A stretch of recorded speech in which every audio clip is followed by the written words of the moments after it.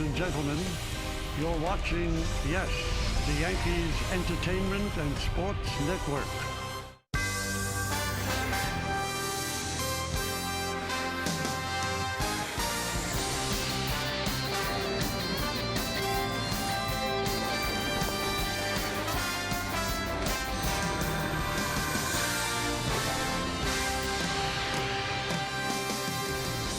It's a beautiful Saturday afternoon in New York City. The crowd filing into Yankee Stadium. Why? Because it is time for baseball. As the Yes Network presents New York Yankees baseball. Today, it's the Milwaukee Brewers against the New York Yankees in the middle game of a three-game set from Yankee Stadium in the Bronx. Hello, everybody, and welcome to Yankees baseball. Along with Paul O'Neill, I'm Michael Kay. Bad stretch for the Yankees right now. They've lost 17 of their last 23 games. Last night, 51-minute rain delay didn't help matters. They lost 9-4 to Milwaukee, and the main culprit was a guy named Jesus Aguilar. Yankees couldn't stop him. Well, he had tremendous at-bats last night. He had already homered earlier in the game. He comes up in a tie game in the seventh. Boom. 3-2 pitch, grand slam. Yankees could not get back into this one. Deflated everybody. And again, it was Tyler Clippard who was the culprit. The Yankee bullpen has been the culprit during this tailspin. 1-9, that's the bullpen. ERA of 5.58. Opponent's batting average against 266. They pitched a lot, 3.5 innings per game, and they've allowed a lot of home runs, 12. Now, speaking of pitching, today's pitching matchup brought to you by People's United Bank N.A. Brent Suter's going to go for Milwaukee, and for the Yankees, their all-star, Luis Severino. Well, Severino has been good. There's no doubt about it. He has actually pitched better than his record. He is going to the All-Star game, but he's coming off of a tough start where he gave up 6 runs in Houston, but you see great stuff, overpowering fastball and slider. The Yankees need a big performance for him. They have to get off this skid. 6+ innings in 11 of his 16 starts. He leads the Yankees with 99 and 2/3 innings pitched, 114 strikeouts. That's tied for 5th most in the American League. And at the age of 23, the youngest Yankee pitcher to make an All-Star team since Mel Stottlemyre in 1965. Speaking of young Yankees, Aaron Judge, man oh man, he did it again last night. Another milestone home run. Chris Sheeran breaks it down for us next, right here on Yes.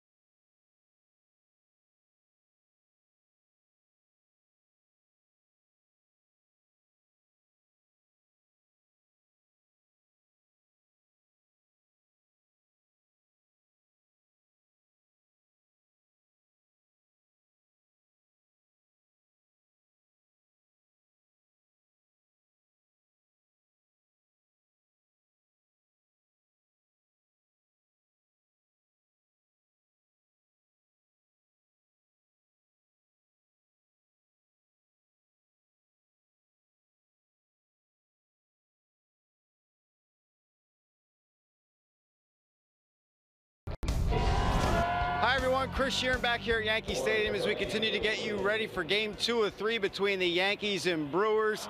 Standing out here in right field where Aaron Judge plays and where Spider-Man resides as well. Said in Spider-Man, with great power comes great responsibility.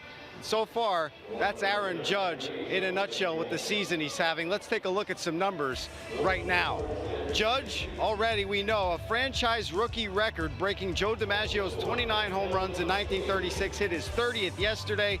He's the third Yankee with 30 home runs or more before the All-Star break. Roger Maris and Alex Rodriguez also in that category. Second most all-time by an MLB rookie before the All-Star break. Mark McGwire in 1987 had 33. He also has 179 penciled into his phone to remind him of his batting average from last year. Asked Joe Girardi earlier about that. Here's what he had to say. I just think that it's a young man that works very hard and is extremely driven, and that's probably one of the things that continues to drive him. But it shows you in this game, if you're capable of making adjustments, the improvements that you can make. All right, first pitch is next after the break here on Yes between the Brewers and Yankees. Michael Kay and Paul O'Neill with the call.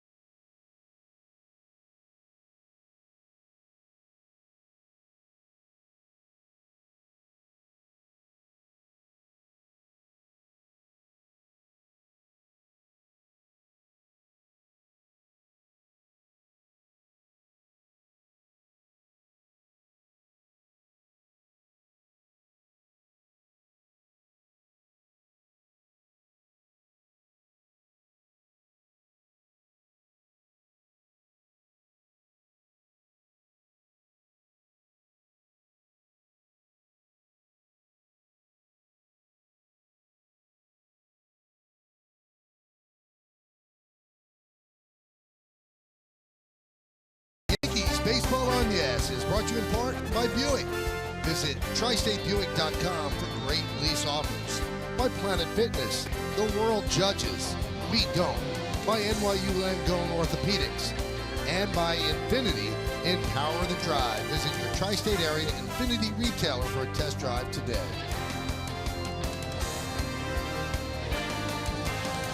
Well, the Yankees have taken the field here on a Saturday afternoon at the stadium. Luis Severino's taking his warm-ups, and we'll take a look at Milwaukee's starting lineup as put together by manager Greg Counsell.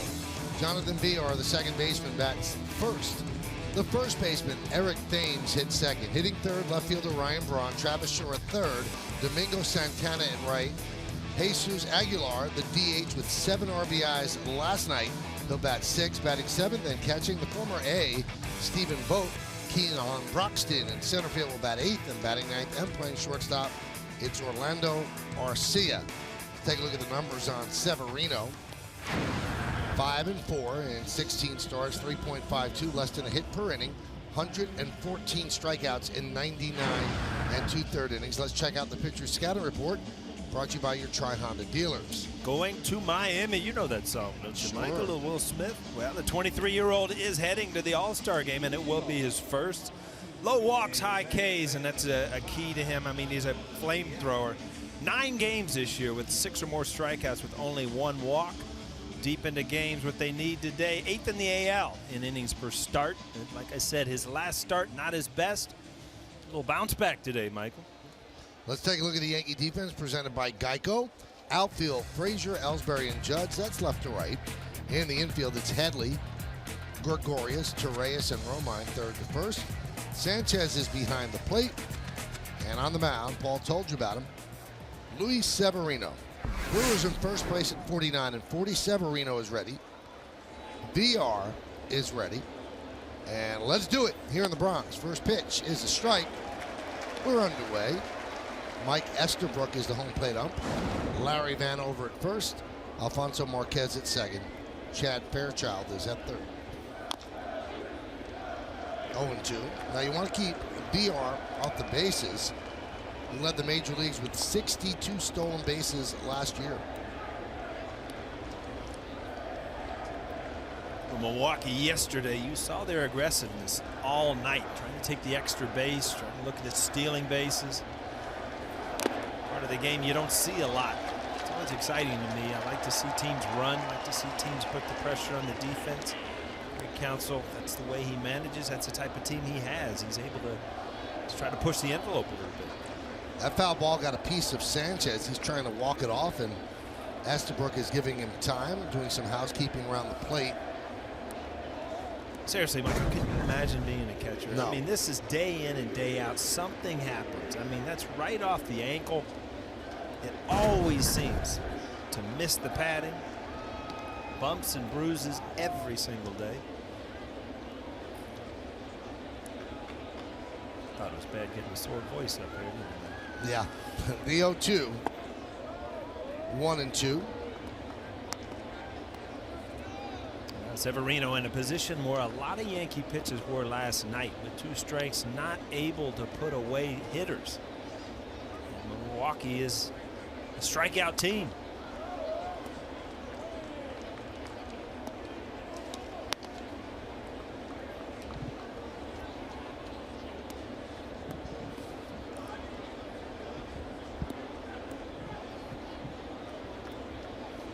Yankees play VR fairly straight away.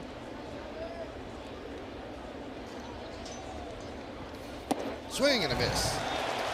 One away. That's what you want. I mean, you want to get him in deep counts and then get them. I mean, he has that overpowering stuff. Fastball just kind of rises at the top of the zone. It looks a lot harder from the side in regular motion, doesn't it, Michael? Yes. Didn't seem like he had a chance. No. You don't think you got it? No, that's why I'm up here. A little secret between me and you. I got no chance either. Don't worry about it. Here's Eric Thames. Kind of a dream season for Thames, coming over from 3 years playing baseball in Korea. Got off to a great start, 23 home runs. Played for the Dinos over in Korea. Unbelievable numbers. Hit 350 with 124 home runs in the 3 years. Fly ball left field. Run for Frazier. And he can't get there. Well, the Brewers took a flyer on him. 3-year, $16 million deal. An option the club has for 2020. Had a great April, has cooled down a bit since then. Originally drafted by the Blue Jays. He had 11 home runs in the first 20 games in April. It's quite a way to start the season.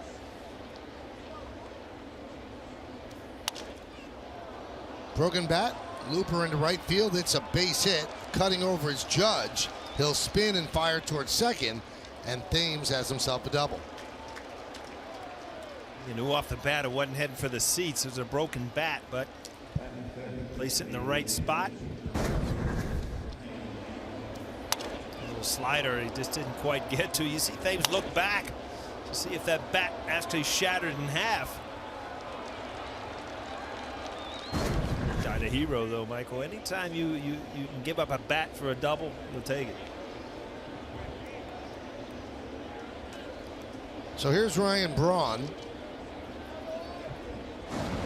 Been with Milwaukee his entire professional career. First-round draft pick by the Brewers in 2005.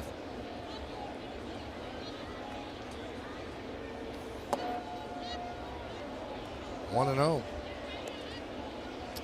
Close pitch right there. And you know, last night I remember Montgomery had an at bat where against Aguilar, where you know first base is open, and he kind of gave in and he gave up a home run. And you just have to, as a young pitcher, realize that sometimes if you get behind in the count, to set up a double play is not such a bad thing. You can't give in. Ryan Braun had tremendous swings yesterday. If you look at his power numbers over the past, guy that you don't want to give in to.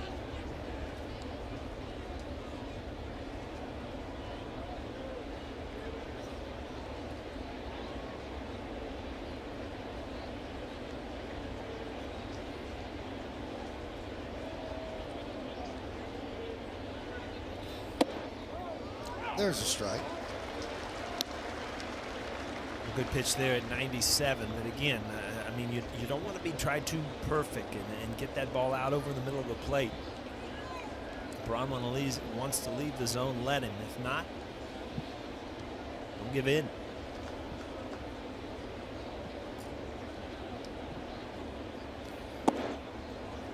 Three and one. I have a little factoid for you that I think you'll enjoy. Braun's mom, Diane, is an actual brewer. She works for Anheuser-Busch in Van Nuys, California. So her son's a brewer and she's a brewer. Late game didn't keep you down, Michael. No, Up bright and early. Prep work, it's called. House is quiet at 2 in the morning.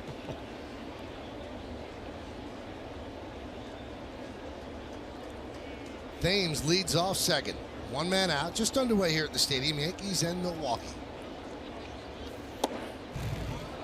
Strike, 3 and 2. Look at that 99 on the knees on the outside part of the plate. I mean, that's just a gift sometimes that God gives you. It just.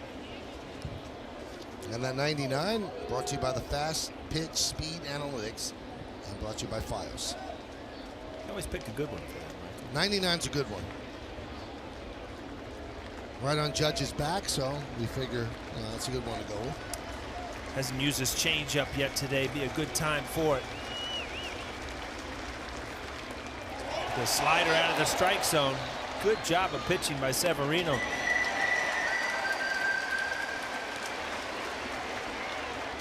So 2 away. Both on strikeouts.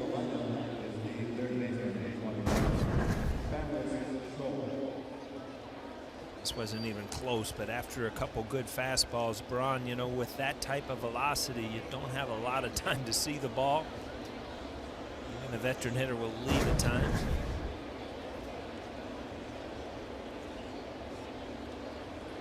Travis Shaw, another guy having a great year, lefty. You know, try to make your perfect pitches. If you get behind in that free pass and try to set up a way to get out of this inning.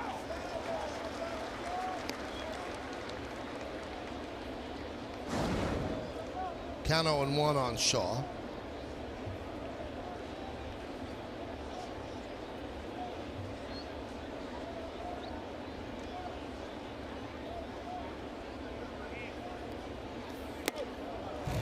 Buzzed him inside, 1-1. And I guess it clipped his belt buckle.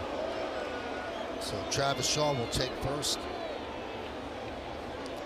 Once in a while you can hear Joe Girardi's going to go out and actually hits a button or just it makes a little noise. But I think Joe Girardi is saying, you know what, you didn't say a word until he brought it to your attention. So if you would have heard it, you would have called time anyway.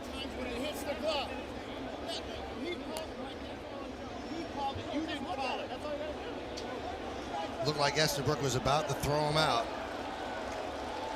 Looked like he was loading up, and now Girardi has something to say to Larry Vanover, the first base ump. Larry Vanover, he's really got no reason to be there. This was an argument between Joe Girardi and the home plate umpire on a Yeah, now he's looking for more, which is ridiculous. It's like he's antagonizing Girardi, and what Girardi is probably saying is, you know, we're looking at the replay and he didn't get hit. Now, we have not seen a replay. Let's see, did he get hit?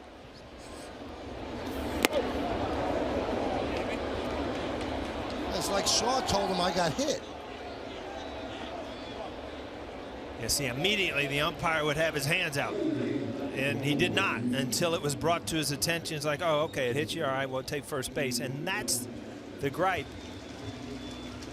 You know, you don't see that jersey move. I don't know. It's like I said, sometimes if it hits that button, you'll hear a little tick or a click.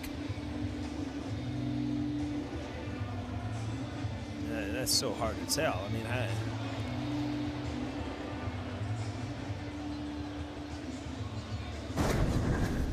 I don't know how this will be overturned. Let's listen to hear if we hear a tick.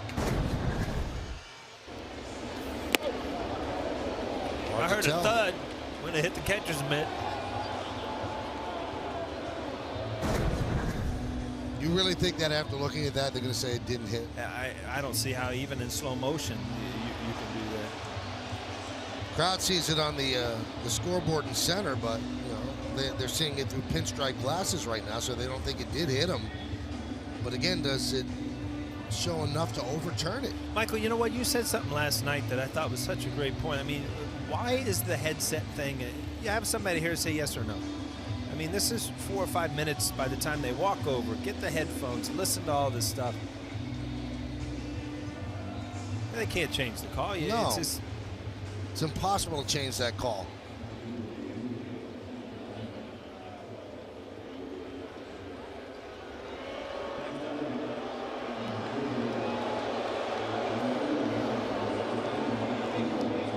After Severino, you know, you take a step back and you realize really nothing's changed. You've got 2 outs, and on second base is a guy you're trying to keep from scoring. It is extra pitches and it is another hitter. You need to get out of this first inning, get this offense a chance to get on the board.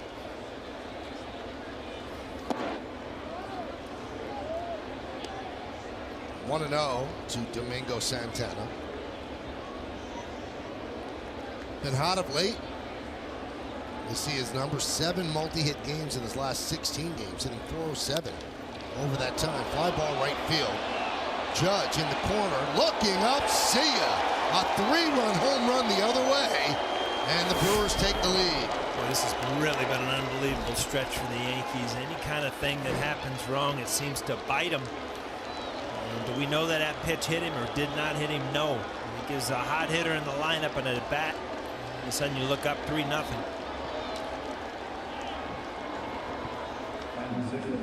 15th home run for Santana. A 3-run shot now is 50 runs batted in. Ball's supposed to be inside. You see Sanchez just drop his head. He knew. Leaked out over the plate, right to the barrel of the bat.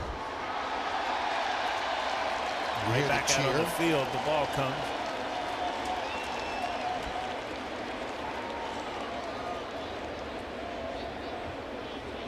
So an inauspicious beginning for the Yankees.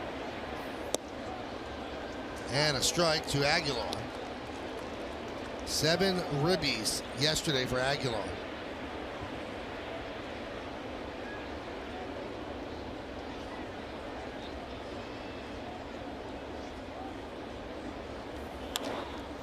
Line drive, and that's a base hit to left field. Frazier fields on one hop, gets the ball in. Well, when you see guys who's, we just don't see the Milwaukee Brewers very often, and Aguilar has been somewhat impressive. Boy, these first couple games on the curveball, on the fastball, changeup last night to right field for a home run, then a dead center grand slam on a fastball. Just right now seems to be on everything.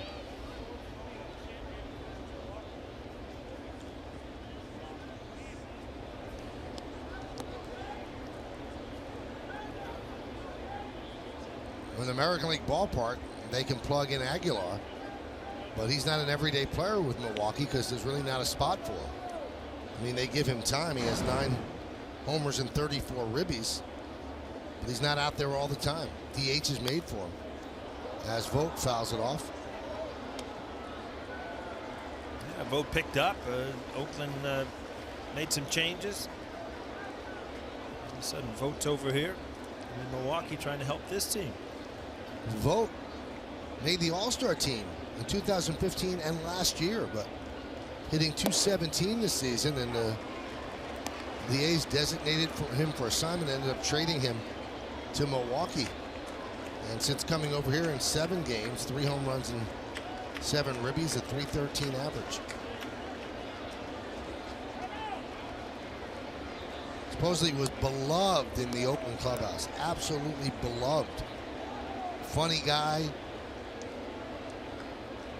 does impressions. Supposedly his best impression is of Chris Farley.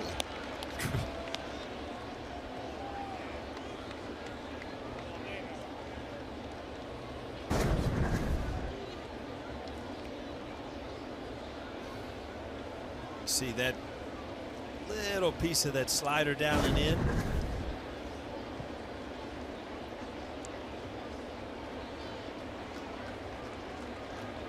The 0-2, swing and a miss. 3 strikeouts for Severino, but he also gave up 3 runs. On this one swing, Domingo Santana goes to the short porch. When it lands, it's Milwaukee 3, and the Yankees coming to bat.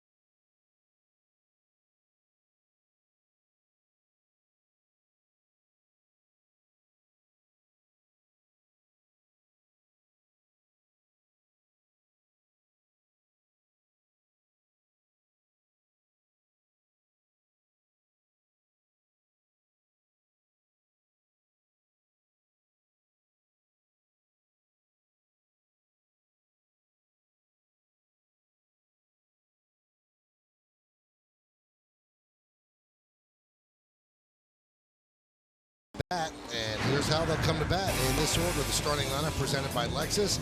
Brett Gardner, the DH. Aaron Judge in right. Gary Sanchez will catch. Cleaning up, the shortstop Didi Gregorius. Chase Headley is at third. Jacoby Ellsbury in center. The bottom third, left fielder Clint Frazier. Austin Romine at first. Ronald Torreyes is at second base. And Brent Suter is on the mound, 1-1 with a 3.0 ERA, 9 games, 2 starts. 20 hits in 21 innings, 20 strikeouts, so decent numbers right there. And we'll take a look at the pitcher's scouting report, brought to you by your Tri-Honda dealers. Well, he was chased into the rotation. Chase Anderson went to the DL with the left oblique injury. Suter filled in with a spot start, and then he beat Baltimore. So, classic crafty lefty. Mid-80s, also throws a slider and a change. Smart fella, Harvard grad. Same as a GM as David Stearns.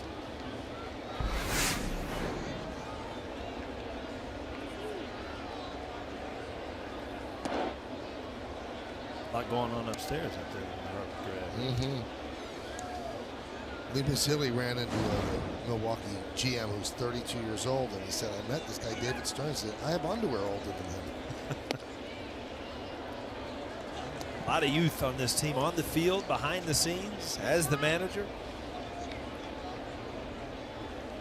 Gardner walked 4 times yesterday. Now has a 2-1 count here in the first.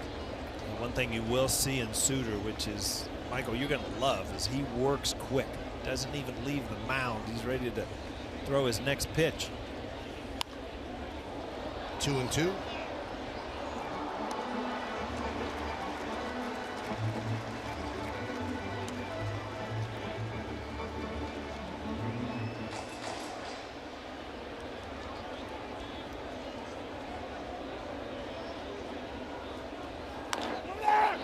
Grounded to first, backing up. Thames and flips to Suter. 1 away. Why don't we take a look at the Milwaukee defense, which is presented by Geico. You've got Braun in left, Broxton in center, and Santana in right. Infield, Shaw, Arcia, VR, and Thames, third to first. Vogt behind the plate, and Suter is on the mound. And that'll bring up Aaron Judge. Hit his 30th home run in yesterday's game, one of the lone bright spots for the Yankees. So 30 homers and 66 ribbies. The last Yankee or Yankees to have 30 home runs through 84 games of the season, you have to go back to 1961. The M&M boys, Mantle and Maris. Well, they must have had a fun summer to go to the ballpark. Two guys going at it. All rise, go Yankees. People up early this morning making signs for Mr. Judge. Last Yankee, 25 years of age or younger, I like the 99s in the front, with 30 home runs or more. You have to go back to Don Mattingly, who had 31 at age 25. Cap was rocking. A lot of home runs at the break, huh? No, that was for the whole year. Oh, the whole year? Yeah. Oh, I was going to say, Yeah. I don't remember him hitting that many that early. I mean, Judge is doing things that you don't do in the full season. That's why breaking DiMaggio's record is amazing, because DiMaggio had 29 home runs for the whole season in 1936, and that record is held up all of that time. Most home runs by a Yankee rookie, and Judge has broken it before the All-Star break. Some big names on the rookie list, too. 2-2. Line drive, foul. Take a look at last night's home run, Paul.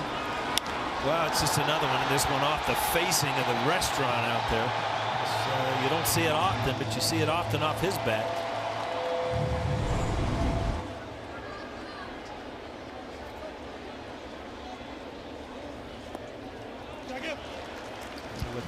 With the team scuffling, you hope that the intention of the fans are not just to come to see if Aaron Judge hits a home run every day. It's still whether the Yankees win or lose, and it's, you know, he's so emphatic about it. You know, these home runs, these runs, they help the team win. And that's the important thing. Judge gets punched out on a pitch up and away, and he's got a pretty good eye. I'm surprised they punched him out on that pitch. So he goes down on strikes.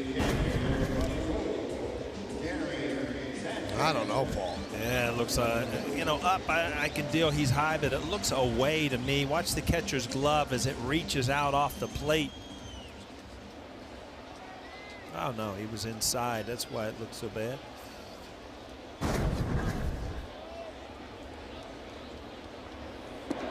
Pitch inside to Sanchez.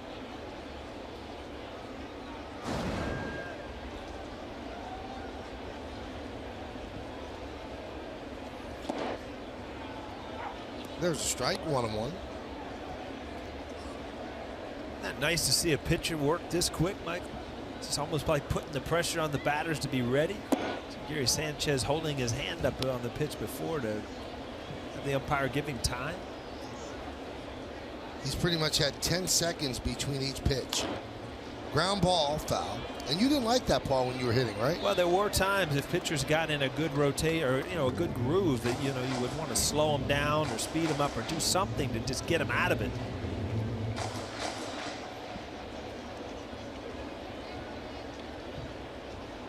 Two balls, 2 strikes, 2 outs. Suter deals. Swing and a miss, so a strong 1-2-3 inning for Milwaukee's left-hander. Yankees go down in order. We go to the second. It's 3-0 Brewers.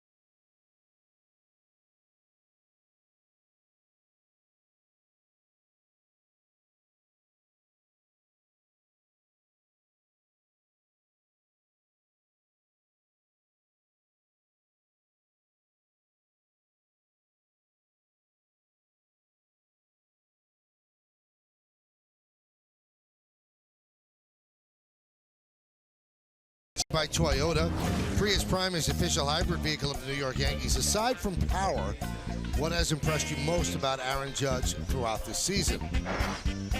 Orange Man NY said despite the incredible success he's had, he's remained humble. That's a characteristic of a true leader. Follow Yes Network and tweet us your responses using hashtag Yankees Prius Prime. Keep the conversation going. So Judge struck out looking in the first inning. Yankees down 3-0 on the Santana 3-run home run in the first. Keon Broxton takes outside, 1-0.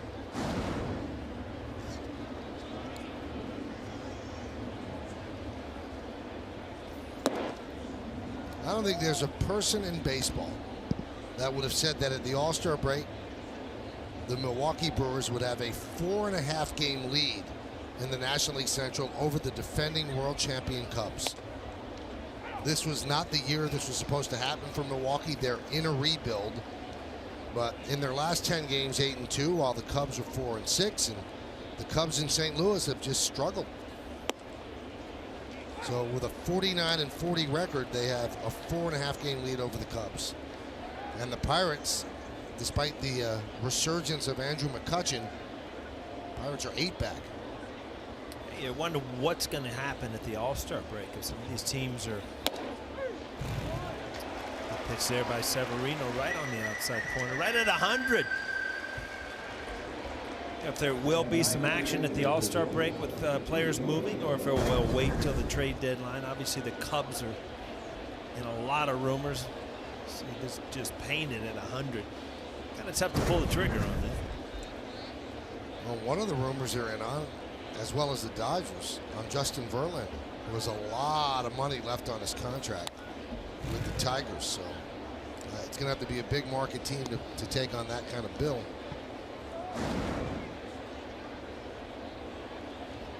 Tigers were always in a win-now mode with an elderly owner, but Mike Ilitch has passed away, so they might try to get rid of some of their high-priced veterans right before the trade deadline.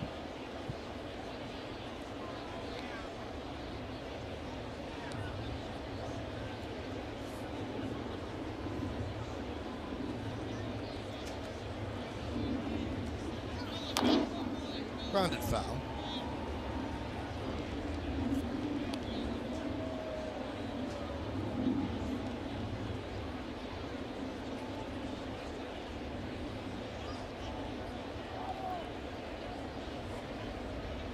Garcia, a .290 hitter, batting 9th.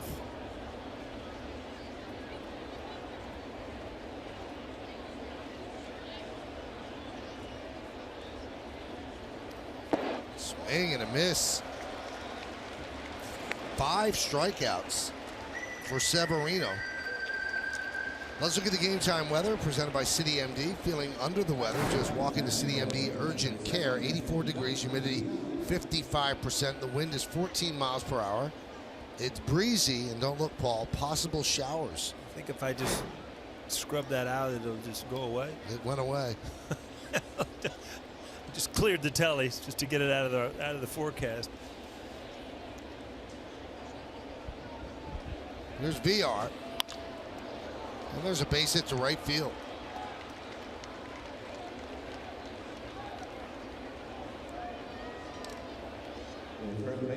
And that'll bring up Eric Thames, who had a double in the first inning. Yeah, double off the end of the bat. Broken bat. So he's carrying some new lumber up there, but you'd hate to see quick innings. 1 out, 2 outs really quick, and then all of a sudden, boom, it starts with a base hit and then a long count or something. That's where the pitch count starts to really add up for Severino. You know, Thames was not successful his first time around in the States with the Blue Jays. And then he goes to Korea and has that unbelievable 3-year stretch. He was their MVP in 2015. One thing that he didn't do well when he was here the first time with Toronto, he couldn't hit the breaking ball. Well, Korea, the KBO is a real breaking ball league, so either you learn to hit the breaking ball or you don't play. And that one, right past Romine, allowing VR to go to second. See Severino just trying to be too quick, almost like a shortstop, just flipping it over their sidearm. Romine not much of a chance on that.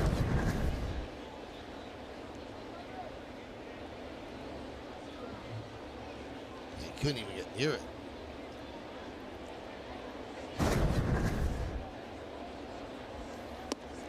Anyway, with the great start that he had in April, Eric Thames, right away rumors start, well, maybe he's on PEDs, and he's been tested a lot. And he had a great line. He said, they could test me all they want. I've got a lot of blood and a lot of urine. It's nice to know. Might go on tomorrow's scouting report. Well, April 345, 11 and 19, and since then 199, 12 and 24. Lee catches up to you.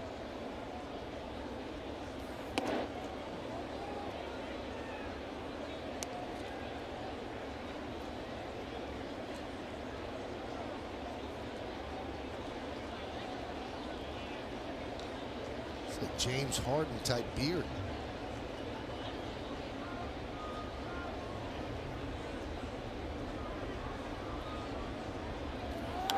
Or Dallas Keuchel. There's a lot of them out there this day and age. Aren't you glad you didn't grow up in that generation, Mike? You need to grow a long beard just to be cool. Got that in you? I didn't need the beard to be cool. Is that right? Yeah. Could you grow a beard? That little cardigan sweater you used to fire that did it for you? Little leather sweater. It made you cool. No, I couldn't. I don't even know if I could grow a beard today. Really? No.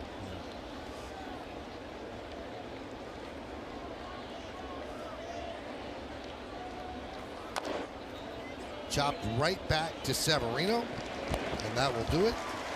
Well, now we know why Paul O'Neill is the perfect Yankee. He can't even grow a beard. We'll go to the bottom of the second, 3-0 Milwaukee.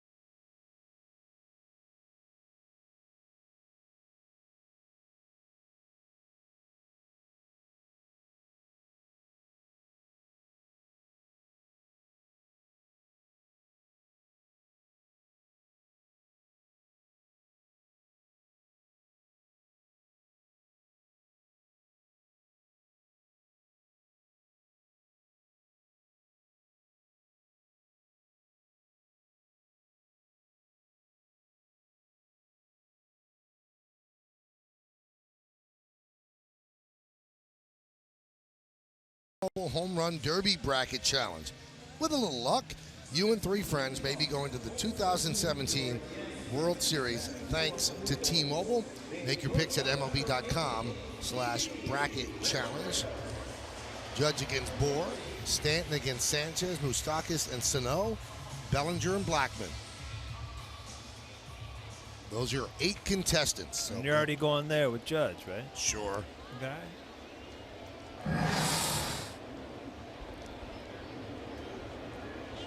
3-0 Brewers. Gregorius leads off, swings at the first pitch and lofts it to shallow right center. 4 players converge, and the ball is dropped by Arcia, and standing at second is Gregorius. Yeah, good read by Didi. Nobody at home at second. Everybody going out. Shooter didn't get off the mound. You could tell when they were all converging at once, that was going to be a tough play. Yeah, I think he actually lost it in the sun, but he better not say anything because he doesn't have glasses on. But at that angle, Actually gave him an error on this play. 68th error for Milwaukee. They're third in the big leagues. The A's have 76. The White Sox have 68. So they're tied for second now with 68 errors. And there's a strike to Headley. Headley has struggled all year against lefty pitching, hitting under 200. And you know that Joe Girardi is a numbers guy. He makes lineups according to numbers and matchups. And this tells you how beaten up the Yankees are injury-wise, that although Headley struggles against lefties, batting 5th in the order. Right back to Suter, and they get Didi in a rundown. And a double play. Awful baseball. I mean, how do you do that? 2 away. Now you're going to look at the replay, but any way you look at it, it's a bad job of hitting. You got to get the runner over or get him in. He's going to jam himself right back to the pitcher. Didi kind of caught in the middle.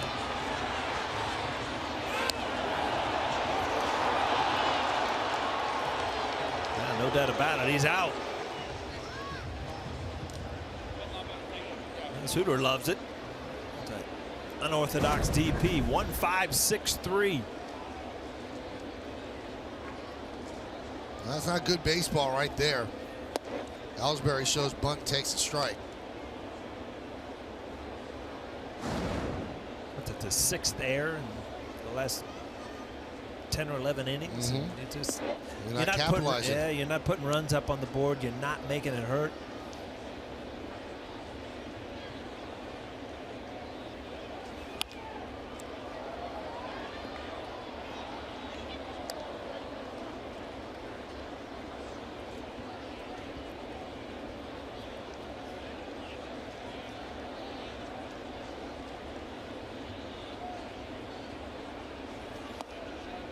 That a tough read for a guy at second on the ball back to the mound? I mean, your balance, you just get caught leaning. And, yeah, I mean, you assume that with that inside-out swing that, the ball might go to the left of the pitcher. And it's just, it's a bad read all the way around. It was a bad inning, so let's go on to the next, all right? All right, so a fly ball to Broxton. No runs, no hits, 1 error, and nobody left. We go to the third.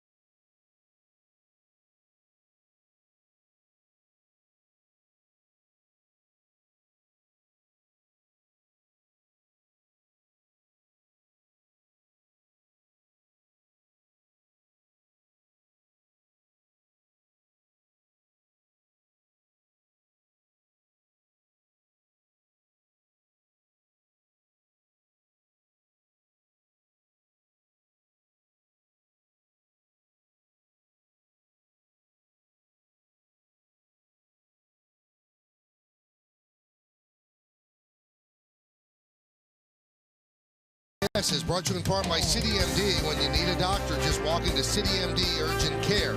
By People's United Bank NA, keep business at hand with mobile cash management. And by your Tri-Honda dealers. Hurry to your local Tri-Honda dealer for great deals on the 2017 models. So Chase Headley got doubled up after Didi got into a rundown. The Yankees have now made 39 outs on the bases this year. That's the second most in the major leagues. Boston's made 43. And it could just be a sign that you're aggressive on the bases. Well, you're on the bases a lot. True. And now that's the 9th time that Headley has made an out on the bases, and that's the 2nd in Major League Baseball. Only Jose Ramirez of Cleveland has made more. He has 10 outs on the bases.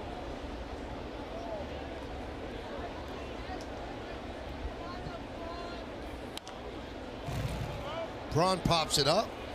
Romine was looking for the railing, almost missed it, but made the basket catch for the first out. Well, that ball moving a little bit in that glove. Those are tough plays. I mean, if you're not a true first baseman, you don't know the number of steps from your position over there. You see he's looking, he's looking. You see him rolling around that glove a little bit. Austin Romine does a pretty good job over there for not being a true first baseman.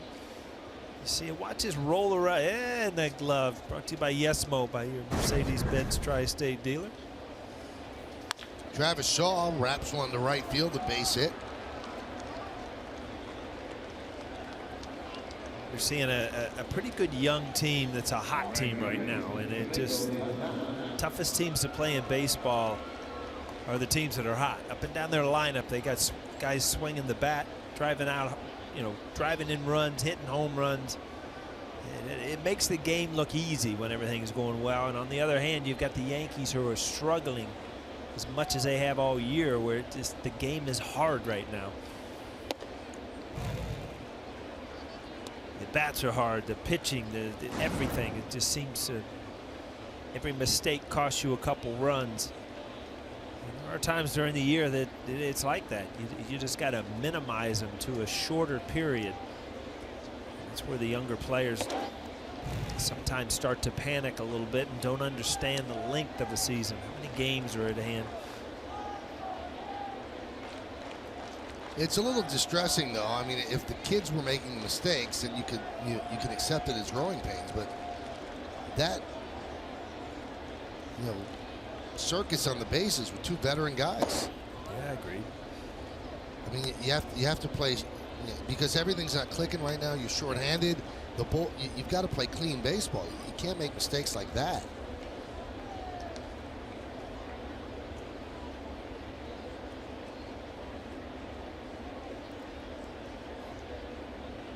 Two-one.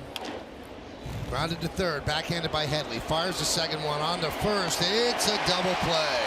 Around the horn, 5-4-3 to end the inning. No runs, a hit, no errors. And because of the DP, nobody left on base. Let's go to the bottom of the third.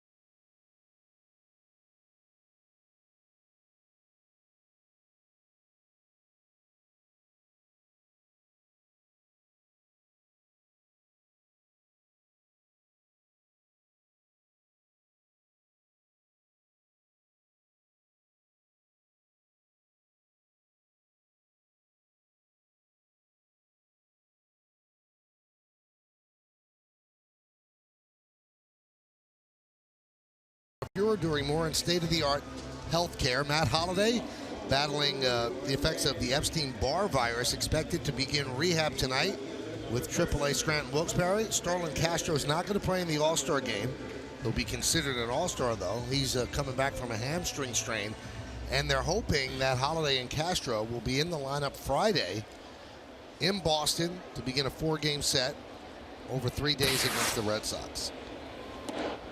Miss seeing those guys in the lineup. Obviously a big part of this offense. 1-0 on Clint Frazier. You weren't on that list. You're pretty much good to go. I've not been feeling great, but all right. Got to answer the bell. Oh, tough guy. Grounded deep third, backhanded by Shaw. The long throw and the backhand scoop by Thames. 1 away.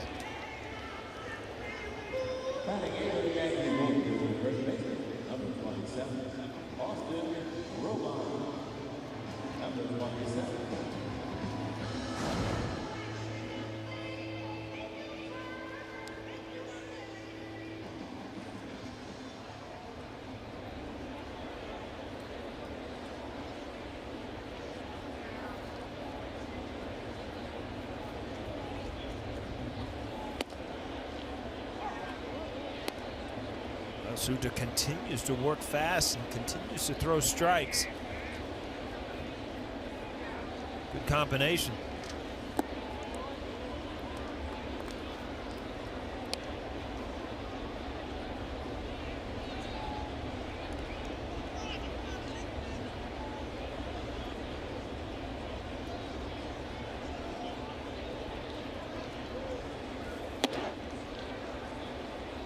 Odd swing there, 1-2.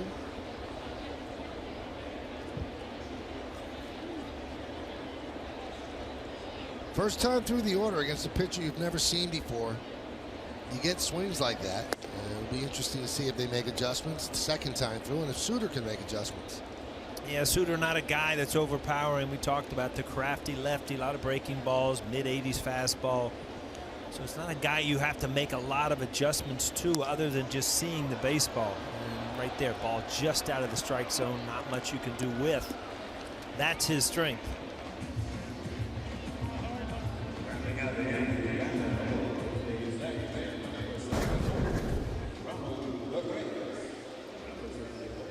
Ball just down and away, and again, I mean, pretty good swing, but it's just the key to hitting is the hitting strikes, and that ball's just outside the strike zone.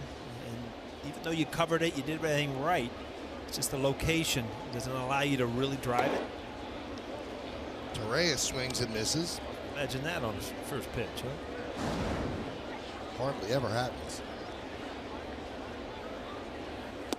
You can't have any complaints about what Torreyes has done for the Yankees this year. 2 homers, 20 ribbies, 283, filling in all over the place for injured players. Doing an incredible job wherever you put him. 6 hits in his last 17 at bats. I think Joe Girardi loves the energy that he brings too. When you're going through tough times, you need somebody out there that just gives you a little energy. Garcia guns him out, and then the Yankees go down in order 1-2-3.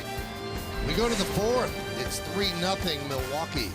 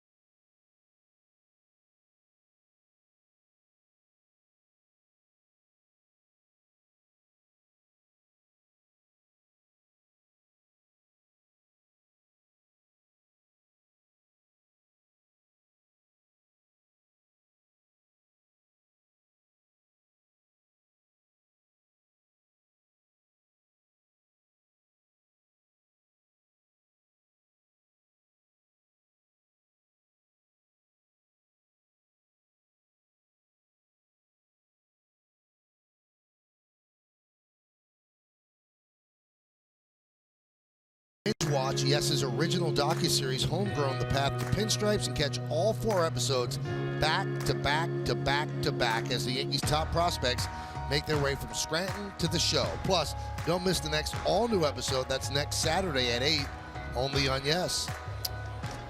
Rave reviews on that show. You know that? Yeah, it's very, very well done. There's a strike to Aguilar. Although all the stars of the show now are up here. The Audi scoreboard, 3-0 Milwaukee over the Yanks. Running at options.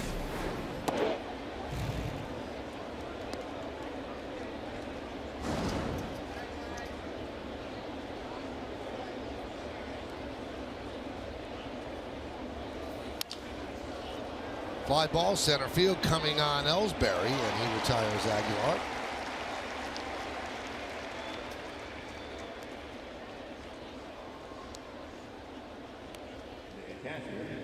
Before the game, the Yankees always do stuff that's really important, honoring groups that do great things. And today it was autism awareness, and I know that there's a connection for you, Paul. Yeah, it is really neat.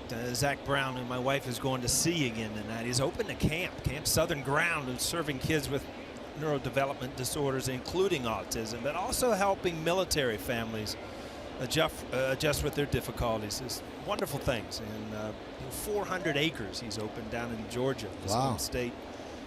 If you want to look into that, it's a wonderful thing. Camp Southern Ground. Pitch to Vogt is a strike, 1-1. He struck out in the first inning. The damage against Severino was in the first inning, the 3-run home run by Domingo Santana, which followed a disputed hit by pitch against Travis Shaw. Yankees challenged it. It was not overturned. And that gave Santana an at-bat, and he hit one into the seats in right field. 5 strikeouts for Severino. He's not walked a batter.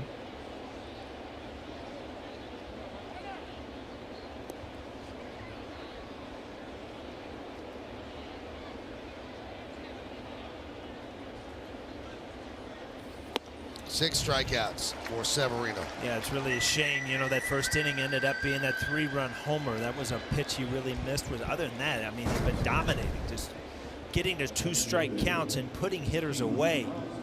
That ball, you can see the life on the end of that. It's just from the side. It's by the hitter, and you know, Vogt's been pretty hot since he's been here, so he just threw it by a guy swinging the bat pretty well. Here's Broxton. Swing and a miss.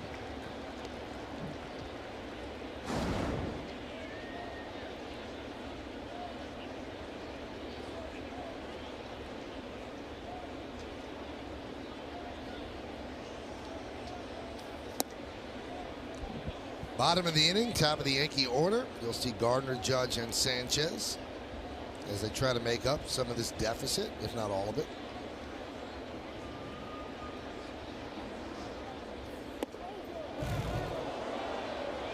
One and two, so he went down, and as he was going down, he swung the bat. So that's a strike.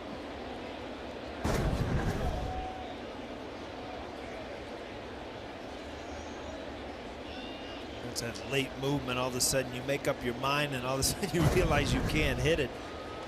Those are the ones that usually get a couple smiles from the dugout from teammates.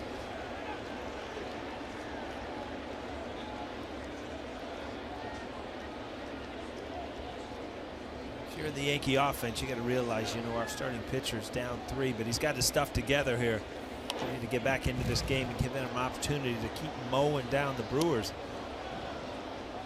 That fastball reached 100 miles an hour.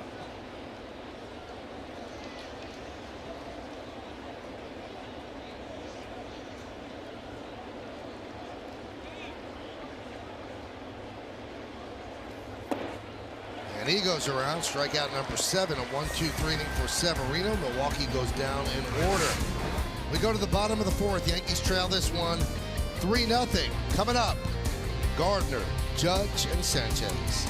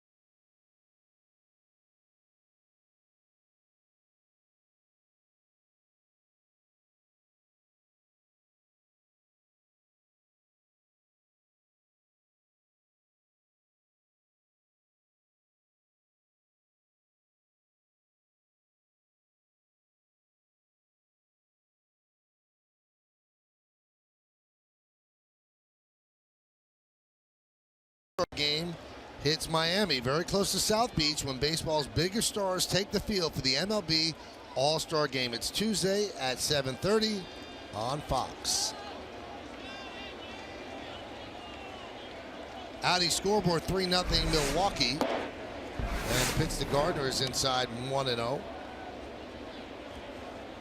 A 3-run home run by Domingo Santana, providing all the runs in this game.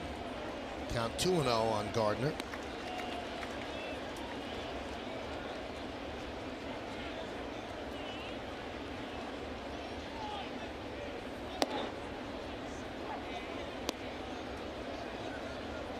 I tell you what, there's a lesson to be learned, and I don't know if you've enjoyed it as much as I have, is just watching Suter, just the way he works. Not a lot of thought, just behind every pitch.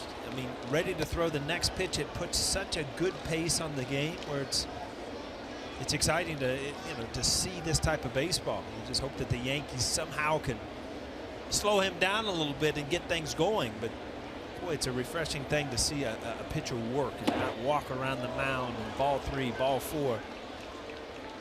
Gardner very angry at himself. He swings through strike 3 and then punches the bat, and now heads back to the dugout. Yeah, again, stated last night, that ball up in the zone. Very good pitch to hit for lefties. Brett Gardner just kind of in a pull zone, pull mode there, and it's just, it's frustrating. And sometimes Suter might even be rushing these hitters a little bit, where you don't get everything together before your swing. See, Judge was ready when he walked in there. 2-0 on Judge. Doing the same thing. Look, not even getting out of his stance. I love it.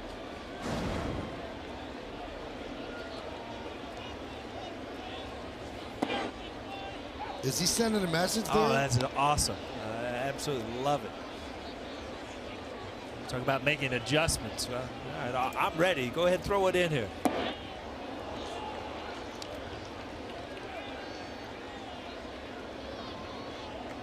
Two count on Judge. Struck out looking in the first, and now Judge steps out. He actually got going a little too quick, and as a hitter you can always do that. Make sure you're ready. But Suter, you can see he's ready to go, which almost puts you in a rush mode as a hitter. Yankees are looking for their first hit. One man has reached base on an E6. That's Gregorius, and he was erased on a double play. Fouled away.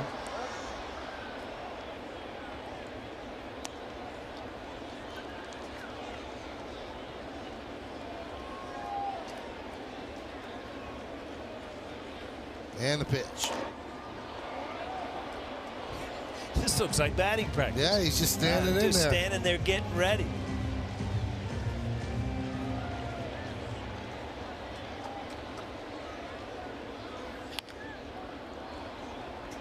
It is like batting practice, Wow. Paul. He's not stepping out. And Suter's walking on the backside of the mound. I think he's a little spooked.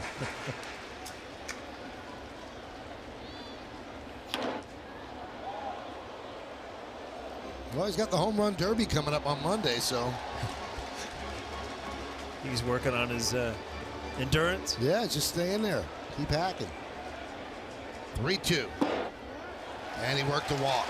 Even in fast mode, you can have a good at-bat, and Aaron Judge did. If you look at that whole at-bat, Suter really didn't miss. Everything was away or in. Didn't really give him a great pitch to hit. He fouled off a couple pitches and then took ball 4.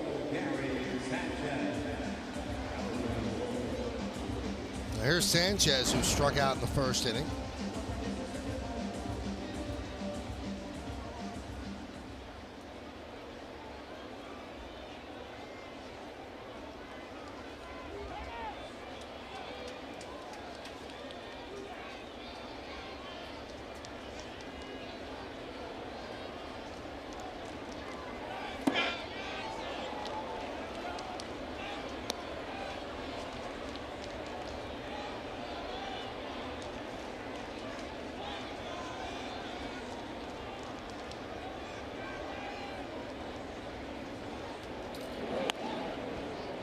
Suter really using that curveball a lot to lefties and righties. times when you throw a high mid-80 fastball, you know, you've got to mix in other pitches, and today it's been the curveball. High fastball there outside the strike zone. I wonder, Paul, because hitters are so geared up now for 97, 98, that if you're at 88, 89, you're just under hitting speed. Well, it's an adjustment, a little bit of one, but you'll notice a lot of his fastballs are just outside the strike zone to show hitters, you know, I will throw a fastball, and both of those balls up. So you start looking for that curveball, which James Smythe is 27% today. I mean, that's a lot of percent for a breaking ball. And with that fastball up out of the strike zone, looks good, and it's by you. Well, Sanchez now, with his 0 for 2 today, is 0 for his last 12. So 2 strikeouts today against Suter.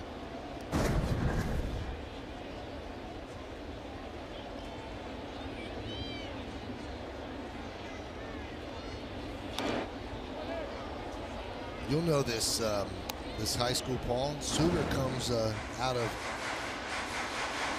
Moeller High in Cincinnati. Oh, yeah. Buddy Bell, his sons David and Mike went there. Barry Larkin, Ken Griffey Jr. And believe it or not, Moeller is a pronounced like football school. That is the main football school, but they've had some tremendous athletes. Brackman, remember Andrew Brackman, #1 draft pick. And also, Jerry Faust went from a high school football coach at Moeller to the coach at Notre Dame. It didn't work out, but that was how highly respected Moeller was. 2-1 to Gregorius. Is that a private school? Yeah, well, it is. Boys, private Catholic boys school. Part of the league in Cincinnati. Boy, I tell you, the sports in the Midwest. I mean, during the fall, it's like the whole city shuts down on Friday night. It's high school football night. 3-1 on Gregorius.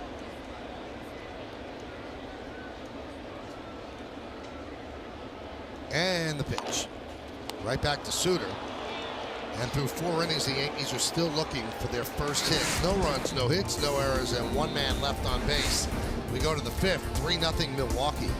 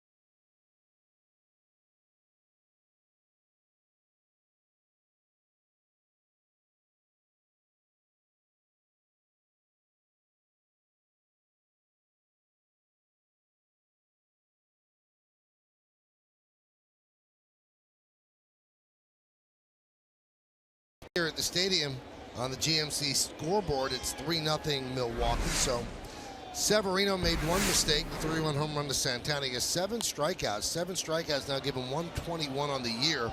So he's 3rd in the American League. Sal's first at 178. Archer is 2nd at 139.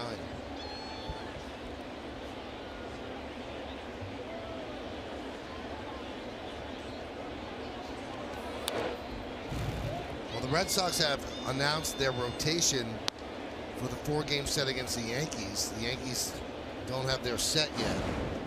It's going to be Pomerantz on Friday, Sale on Saturday, Porcello and Price in the doubleheader.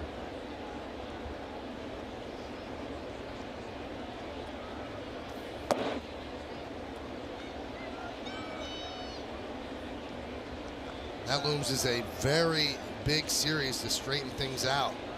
4-game set. Yankees have been successful against the Red Sox this year, winning 4 or 5 games. Garcia grounds one to short. 1 away.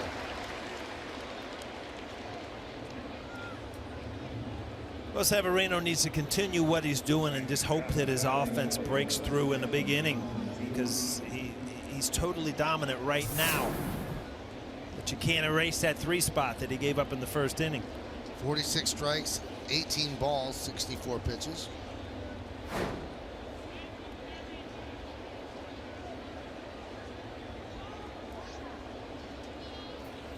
Here's VR, 1 for 2, hitting .211, and a lot of people in Milwaukee think that a lot of his problems could be because he turned down a guaranteed $20 million contract in spring training and decided to take it year by year in arbitration as he flies out to Frazier, and it's kind of weighing on his mind.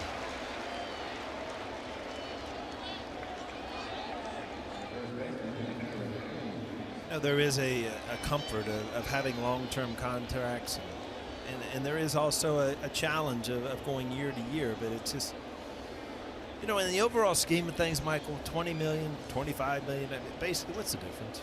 Are you going to spend it all? I guess some people do. Some people, unfortunately, do. You know, he led the majors with 62 stolen bases last year and figured, well, if I go to arbitration, I'm going to make 20 in those 3 years. This is probably a 5-year deal where Milwaukee's trying to cash in on a young player. And that's what teams like Milwaukee really have to do. We saw Kansas City do it, but now those contracts are running out. Remember back in the mid-90s, Cleveland came up with that philosophy. Yep. They bought Baerga and Bell and Loft and some of those guys. It really paid off. It kept that team together and made them, you know, competitive. Thames with a high fly ball to center. Right there is Ellsbury, and a 1-2-3 inning for Severino. He's retired 7 in a row. We're halfway through. Milwaukee 3-0 over the Yanks.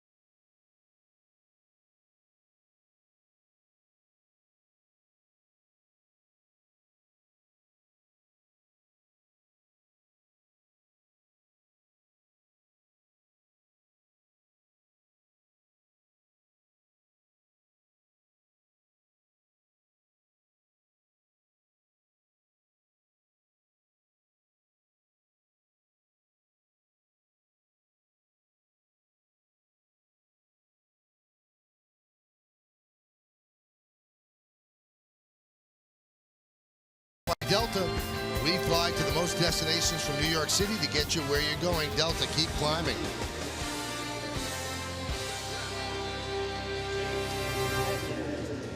Now we go to the bottom of the 5th. Yankees looking for their first hit.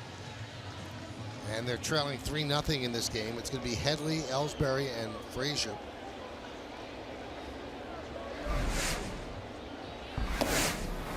And there's a strike. Headley against left-handed pitching has an on-base percentage of .216, and that's the lowest among 105 American League players with 60 or more plate appearances against lefties. That's not batting average, that's on-base percentage. So his right-handed swing has really been out of whack this year. He has a .387 on-base percentage against right-handed pitchers, which is 7th in the American League. Must be tough when you switch hit. I mean, obviously you never get the breaking ball moving away from you, but you also have to refine 2 different swings. Yeah, and it's funny because I used to have conversations with Chili Davis.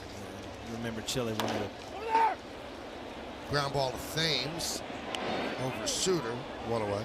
One of the best professional hitters, hitting coach now with Boston, is a switch hitter, and I used to tell him, you know, God, that's such an advantage. And he would explain, yes, it is, but you don't understand.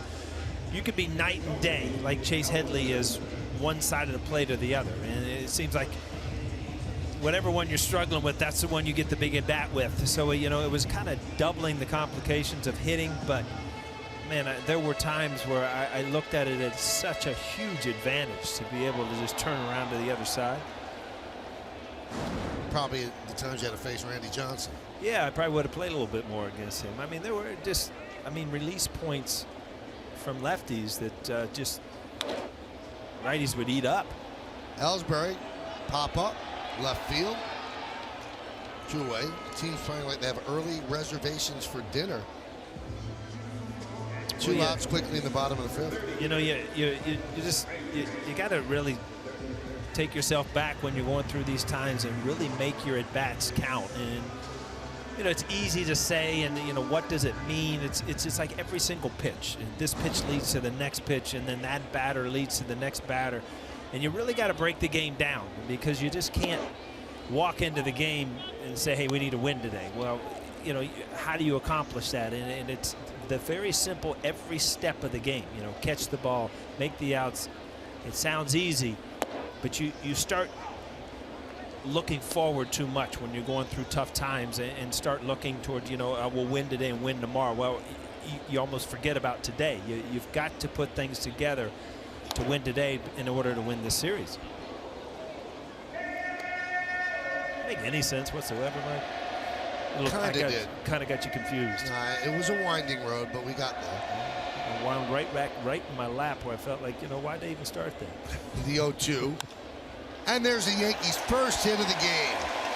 A 2-out single by Frazier. Again, another guy that you'd love to see get going with the, you know, some of that energy youth brings to a team. A little better leg kick there, and you see him post up on that front leg as that back leg kind of scoots across the box, but slaps it to right field. Suter not happy with himself. Not happy with the location, obviously. Here's Romine. Yankees made a couple of roster moves today. They sent down Jordan Montgomery. That's just bookkeeping, because he wasn't going to start today or tomorrow. So they improved their bullpen. They'll bring him back in 10 days. Luis Cessa also went down. So the Yankees called up Ben Heller and Jonathan Holder, putting a couple more arms out there. And if you look at last night's game, you know, it's another kind of a bad break, because, you know, Montgomery was throwing the ball pretty well. Things look good, and then, you know, you take that 51-minute break, and Joe Girardi just didn't like what he saw. So you know, you get to the pen without the rain delay. Who knows? He might throw 7 innings. He might end up with a 4-2 lead or something going late in the game. Strike to Romine.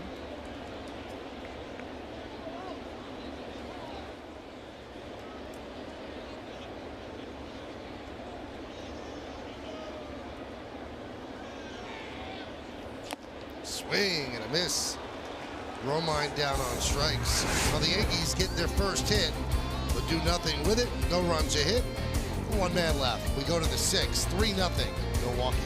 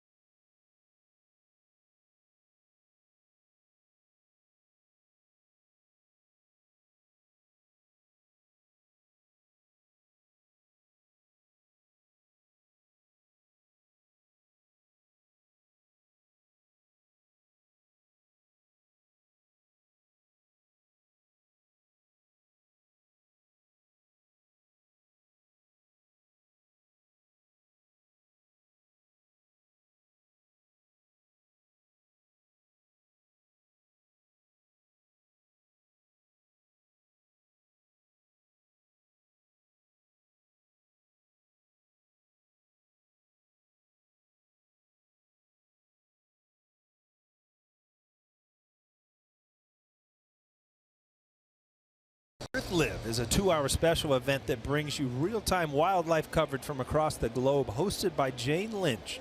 Earth Live premieres tomorrow at 8 o'clock on National Geographic.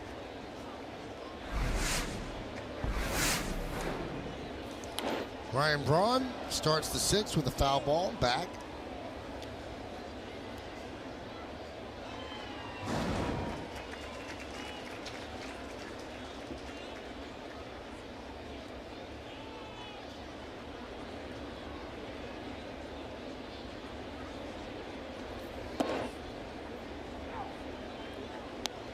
Around the world in a couple of hours. We've really cut things down. When was that movie? 80 in 80 days. 80 days. Yeah, we're really cutting things down. Huh? The 0-2 line and caught by Headley. One away. You look at Braun's reaction after this is caught, and this is the reaction of a hitter. You've done everything 100% correct. Hammered a ball. Chase Headley with a stab, a little slider there, and it's just like so frustrating as a hitter.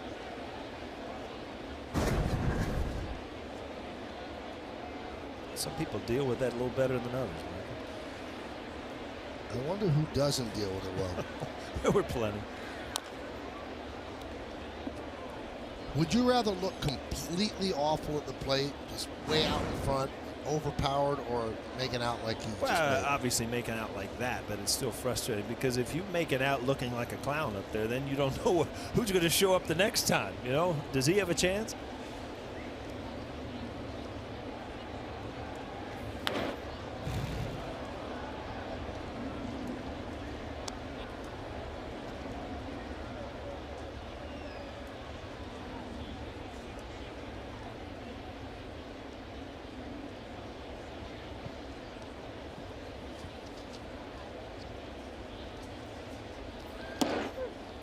Strike 3. Strikeout number 8 for Severino. Boy, is he ruining that 3-run home run he gave up in the first. Well, I'll tell you one thing. He's got everything working. The slider right there, not a big breaker, but when you come with 97 before it, it's just fools on the speed. A positive start after the first inning, obviously, but until the Yankees can score some runs and get him back into this game. Well, here's the guy who's the difference in this game. A 3-run home run by Domingo Santana going the other way into the short porch and right. And will we ever know if Shaw truly got hit by that pitch, Michael? Have to run him down tomorrow and see his reaction when he asks. I think you should ask that. Oh, yeah, that's just for fun. I know his father. So okay. We're good friends. Washington Courthouse, Ohio, right?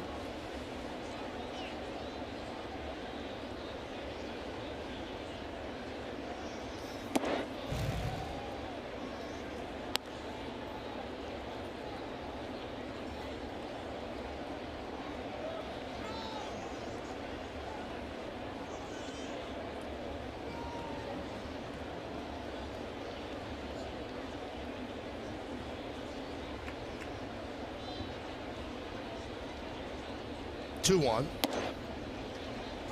2-2.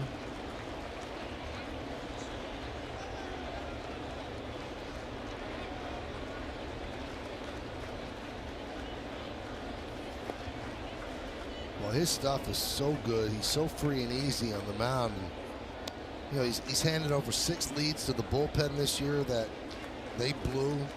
Otherwise, his record would be different. But, you know, the people around baseball know exactly what this guy is. That's why he's on the All-Star team. And if he ends up losing this game, he's going to be on the All-Star team with a 5-5 record. But his stuff, wow. Up and away, so a walk to Santana.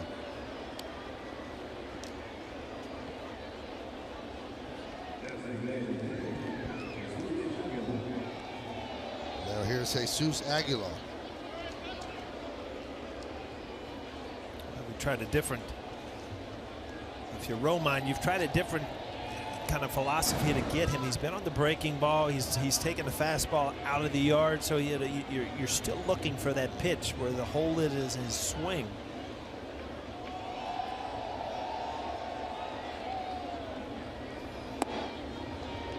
to a changeup there and a good one. I told you Aguilar had 7 ribbies last night against the Yanks. Second time a rookie had that many in a game against the Yankees. The other time, Walt Dropo, 7-1-1950. July 1st, 1950 at Boston. And Dropo had 144 ribbies that year, and it was the American League Rookie of the Year.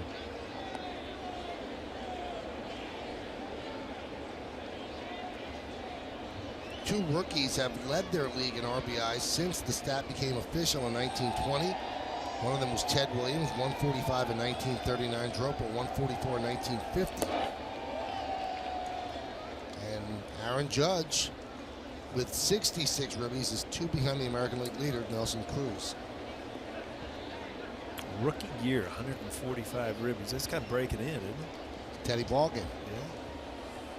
Freddie Lynn probably had one of the best rookie years of all time. MVP and the rookie of the year, the same year, right? That's what Judge could be looking at.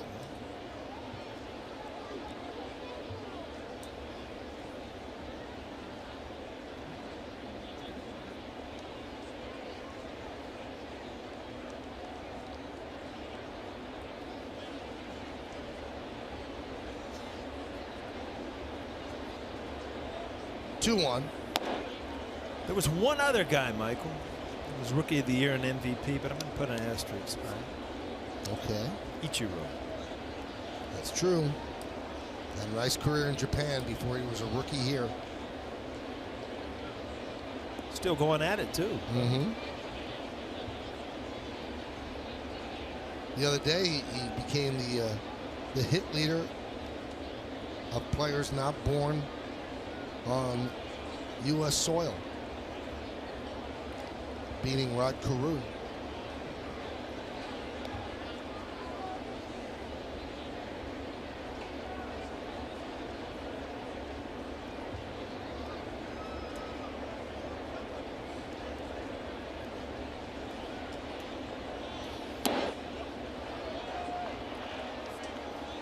So just like that, coasting, and he issues 2 walks.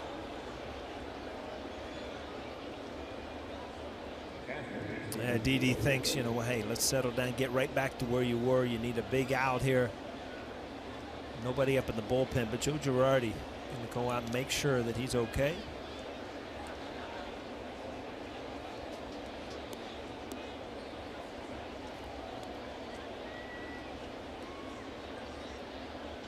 And it's all about concentration here. Everything's just going along, and all of a sudden, boom, boom, first and second. Don't change anything. Get back to your good concentration. Know that your stuff's good enough to blow by people.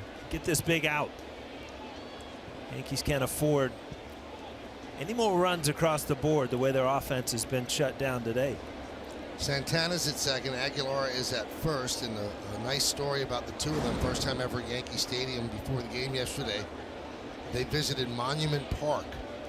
And they both looked at each other and said, who could imagine we would be here? And that's from Brewers beat writer Adam McCalvey.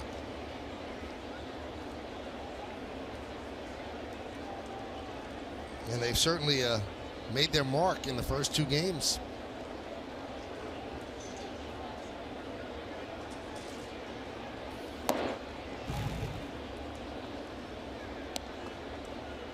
One and one on Stephen Vogt, who has struck out twice.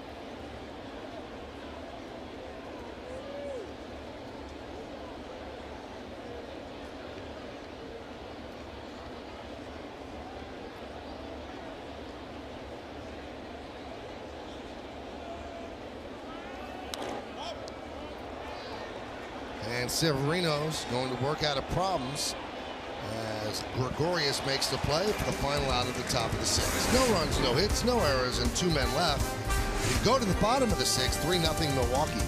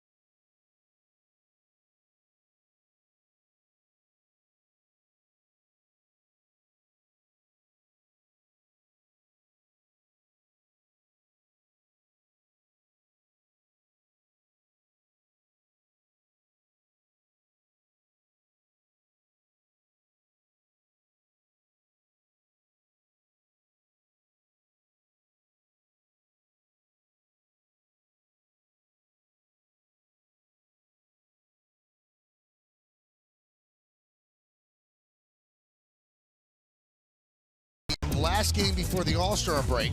And for one of the hottest collectibles of the season, it's Whitey Ford Bobblehead Day, the third in the 2017 Collectible Series presented by AT&T for the first 18,000 guests in attendance. For tickets, log on to Yankees.com, visit the Yankee Stadium ticket window, Yankees clubhouse shops, or call Ticketmaster at 877-469-9849. So we go to the bottom of the sixth inning. Milwaukee leads this 3-0. Now, when I talk about the Whitey Ford bobblehead, usually when there are giveaways and they want us to highlight it on the air or show it.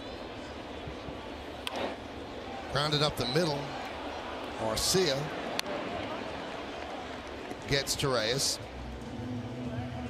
The guy who brings it up and says, well, here it is Craig Cartmel, who works with Debbie Timon's team. They do such a great job, and Craig's such a great guy. And he's in the ICU unit today and battling through something, so we just want to send out our best wishes. He's really a top flight guy, and we hope he's back at the stadium in a hurry. So get well, Craig.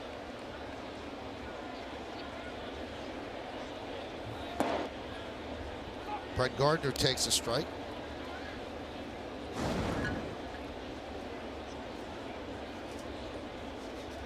Gardner's 0 for 2 against Suter.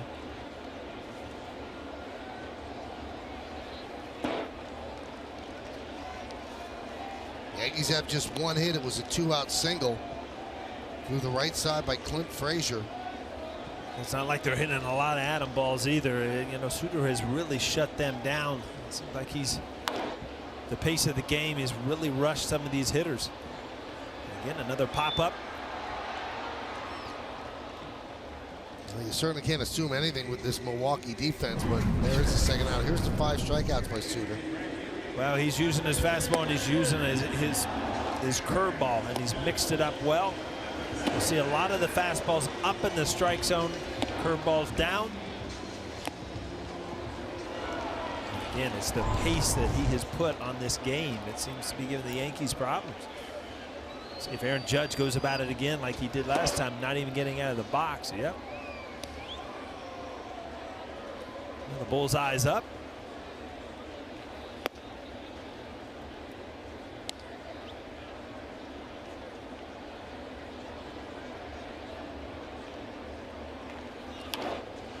Line drive, a base hit into right field for Judge. That extends his hitting streak to 6 straight. Michael, you said the other night, you know, this might be one of those games where you need that huge home run to get you back in it, and it might be. It just doesn't look like they're going to string together a lot of base hits. Off-speed pitch away, off the end of the bat, but because of his approach, not trying to pull everything, he's still able to keep that ball out there.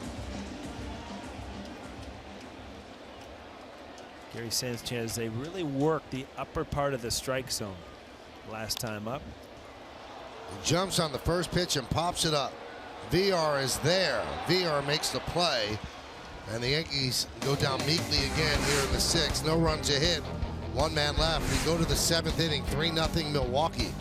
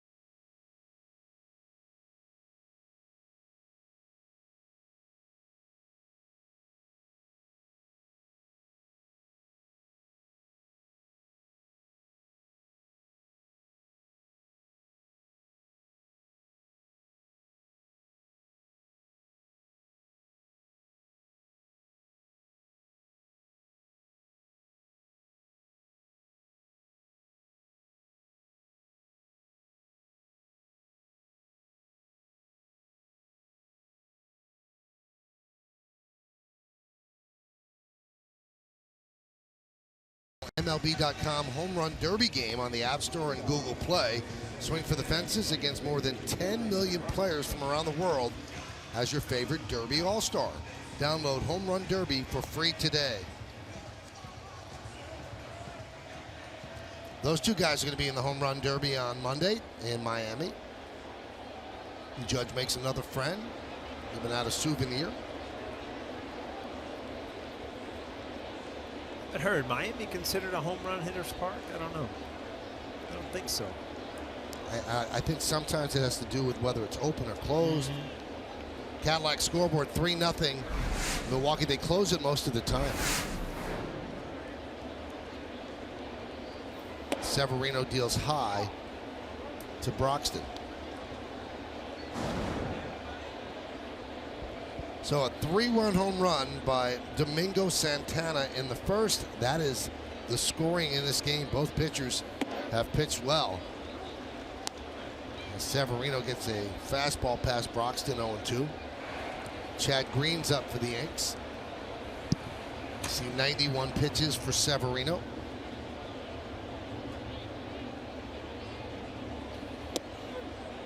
Strike 3. I mean, that's just throwing a slider exactly where you want, knowing you don't even want to waste a pitch. 9th strikeout for Severino. It's perfect location. You know, Paul, I'm a big proponent of that. I know that when you played, it was like the cardinal sin to give up a hit on 0-2. But with pitch counts as strict and stringent as they are, why would you waste 5, 6, 7, 8, 9 pitches a game when you go to 0-2? I agree 100%, and I don't think you understand the urgency in a hitter's mind when it's 0-2. I mean, you go 0-2 and then the pitcher wastes a pitch and throws another 2-2. You're back in the count. You feel like I'm all the way back. Right. I'm at an advantage now. But when you're hitting 0-2, so many things to cover: off speed, up, down, strikes. It just, I think it's one of the easier pitches to strike people out with. Here's VR. Shows bunt, takes a strike. Boy, VR has a lot of movement in that box. I've seen him walk towards the pitch there, a little fake bunt. Unbelievable eye-hand coordination to be able to move that much and still hit.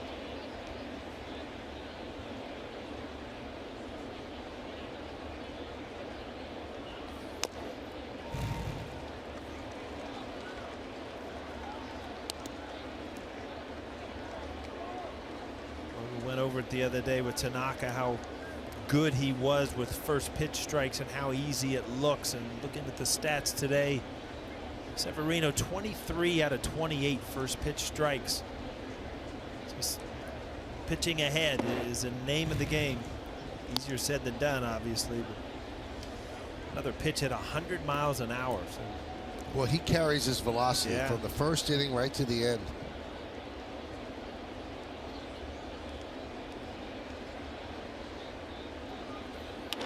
Line drive over the leaping drive. Headley, base hit for VR. VR, you can tell by his approach, he's able to slap the ball away. This slider away kind of stays up, and it's a really good swing. Nice level swing to slap it the other way, just out of the reach of Chase Headley.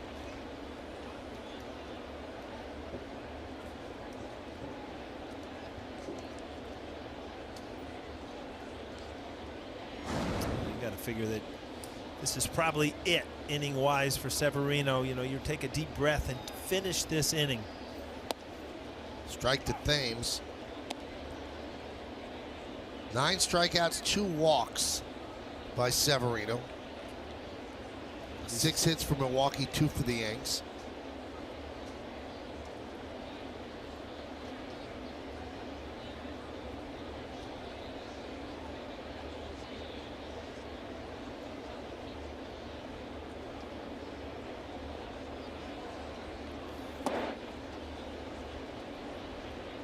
One and one.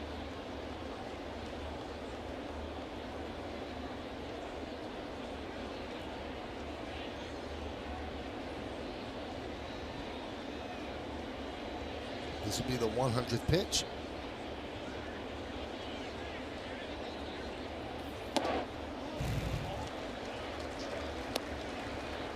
Good pitch, good location. Again, you know, bury Thames right here. Get through this inning.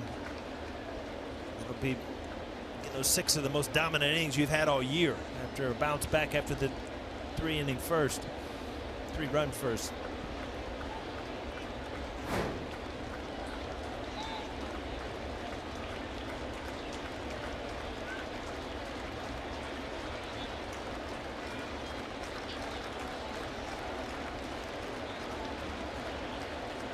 Sanchez wants his ball down out of the dirt, ends up at the screen. So BR moves to second on the wild pitch. Yeah, dangerous pitch. When you want Severino to really bury that ball down in the dirt, he has such good break and such good arm speed that every once in a while you'll get this wicked hop. You see Gary Sanchez not able even to get over there and shift in time. Ball's by him.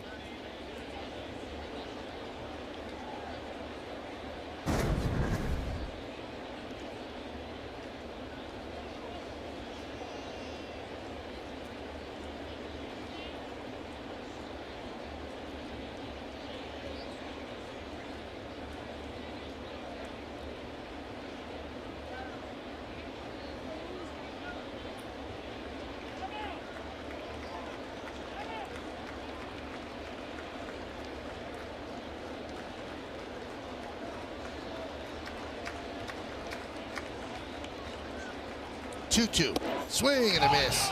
10 strikeouts on the day for Luis Severino. No runs you hit, no errors, and 1 man left on base at the end of 6.5 innings of play. It's time for the 7th-inning stretch here at the stadium. Milwaukee 3, Yankees nothing. We'll stay right here to honor America in the Bronx. Ladies and gentlemen, will you please rise and remove your caps? And please direct your attention to the area behind home plate as the New York Yankees welcome an honored military guest who is joined by his family.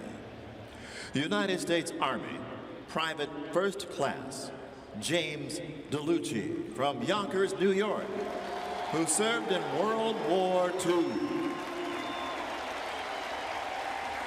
The Yankees say thank you for your sacrifice and service to our nation. Now, ladies and gentlemen, please join in Kate Smith's rendition of God Bless America.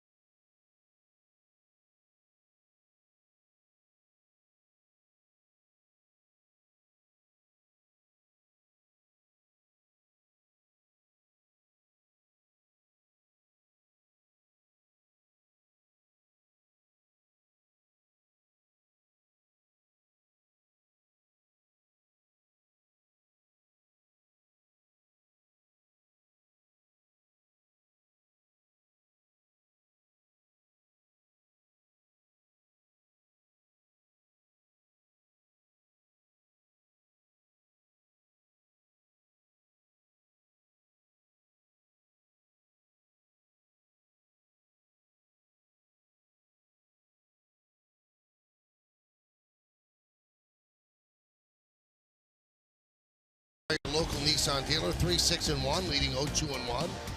Suter, 6 innings, 2 hits. Severino, 7 innings, 6 hits, and 10 strikeouts. As Gregorius leads off against Suter in the bottom of the 7th. Cadillac scoreboard, 3-0. Milwaukee leads. And Gregorius lost one to left as Braun runs it down. Well, Braun, good jump there. Good swing by Didi.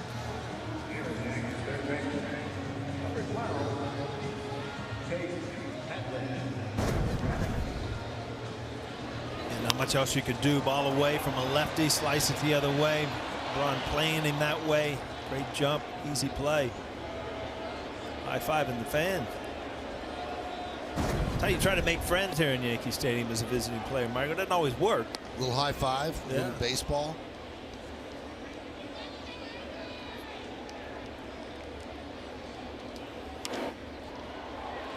Fly ball, deep right center. Broxton back, it's over his head and bounces into the Yankee bullpen. Boy, we said it yesterday. He plays so shallow that every now and then he's going to get burned. That's a catchable ball right there, but he is so shallow in center field. I didn't even think Headley hit this ball that good. It carried to the warning track. Broxton not able to outrun the ball. Didn't quite get to it. Matter of fact, didn't even get to the warning track. Did you see he kind of froze immediately? And sometimes during the day, you just don't pick up the ball off the bat as well. Good break for the Yankees. Got to try to take care of it.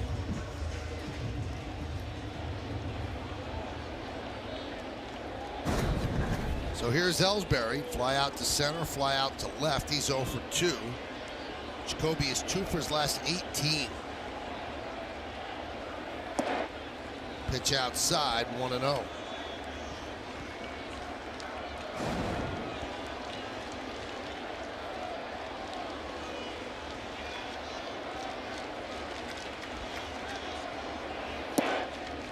Strike on the outside corner. You hear little murmurs in the crowd. The crowd's been waiting all day to try to get into the game offensively.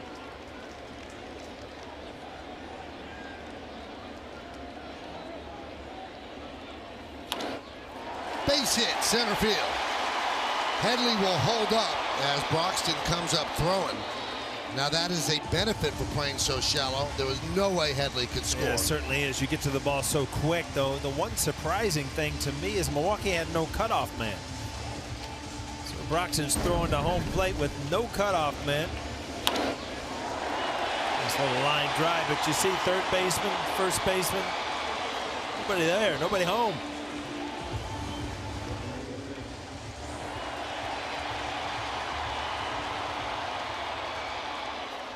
Look at that, Michael. Don't quite get it unless they know that Broxton is so shallow that he doesn't need a cutoff man. But still, sometimes that allows a base runner to go to second. Well, again, the stadium starts to become a little more live. All of a sudden, now you've got the tying run walking to the plate. Derek Johnson, the pitching coach, goes out and talks with Suter.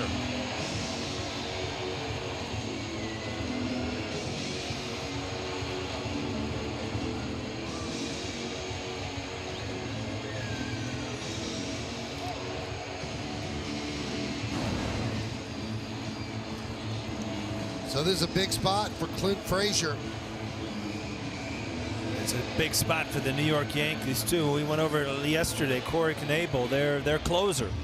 He's their lone all-star, and he's very dominant in the 9th inning. You don't want to keep all your catching up for him.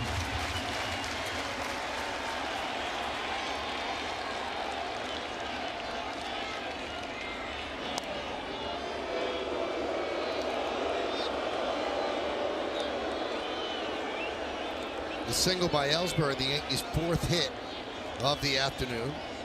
Frazier is up as the tying run. Almost threw that away and does. Headley scores. Ellsbury is going to third, and he will make it. Again, big break, and this is what happens with defense and in close games. It gets teams back in it. There's a gift right there. Sometimes that first run is the hardest one to score. And if you can play it by a wild throw, and now you've got an easy way to get Ellsbury in. A little trick move there. You see Suter, his reaction.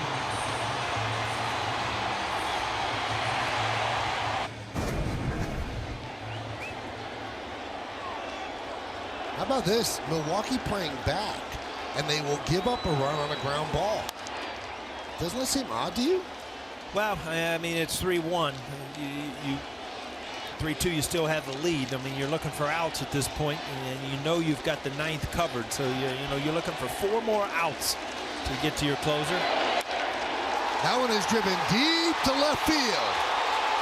See ya! A game-tying home run. No, it hit the base of the wall. As Frazier will go to third with a triple, scoring is Ellsbury, and it's 3-2.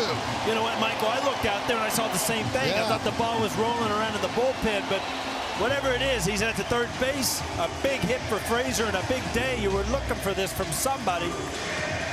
And a big break with a throwing error, and now you've got the tying run 60 feet away. That hit and then popped up. Frazier running the whole way, which was a good thing. He ends up at third base easily. So Counsell will take the ball from Suter, who just ran out of gas here in the 7th inning. The Yankee offense finally coming alive. And Romine coming up with the tying run at third base with just 1 out. Suter departs. He was perfect until the 7th. This out close came to a game-tying home run right off the stub hump.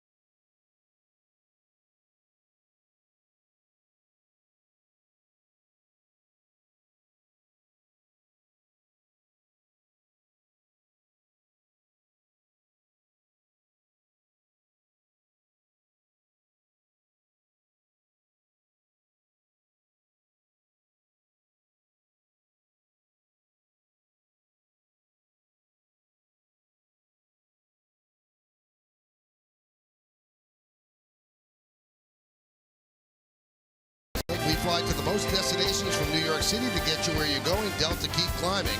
And by Toyota, the official hybrid vehicle of the New York Yankees. So it happened quickly. Double, single, triple. And the Yankees are set up to tie this game. Jared Hughes comes on in relief of Suter. And Girardi counters by sending up G-Man Choi to pinch hit for Romine.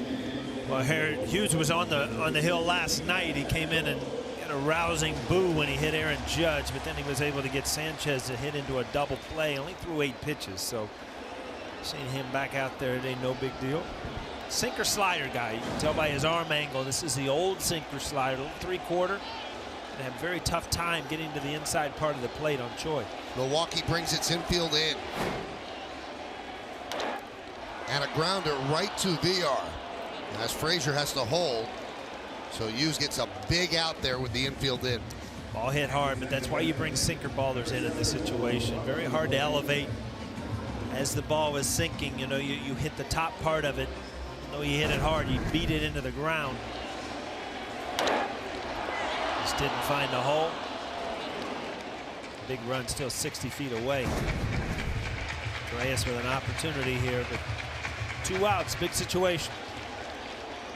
Well, let's see if he goes with the first pitch fastball because that's what Torreyes jumps on.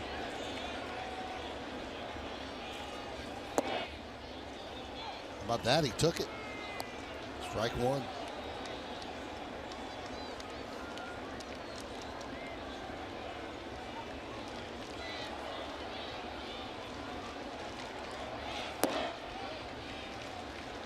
One and one. Nice day for Clint Frazier, 2 for 3. Broke up the no-hitter with a single with 2 outs in the 5th, and then the big triple in this inning. 1 and 2. Yeah, he really needed something. He had that breakout opening day, and then he kind of had a little lull, but a couple good at-bats today. Colonel Oliver Drake back up. Love it. In the bullpen.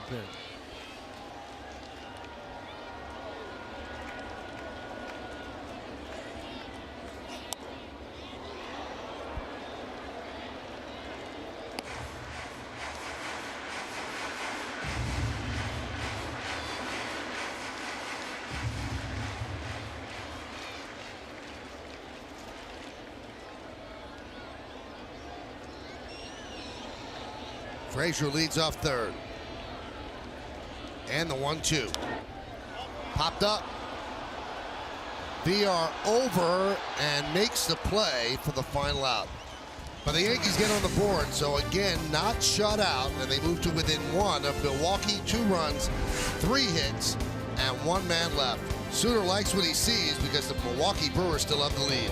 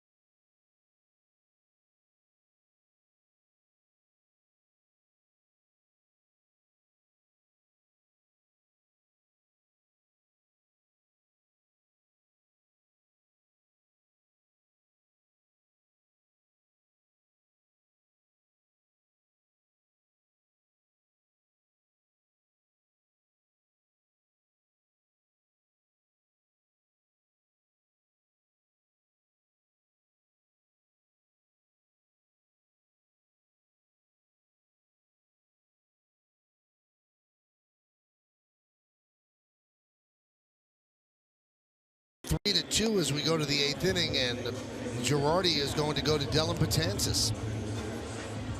So obviously it's imperative that Betances keep it right here, and Paul has detailed this. They've got a really filthy closer, Milwaukee does, in Corey Knebel.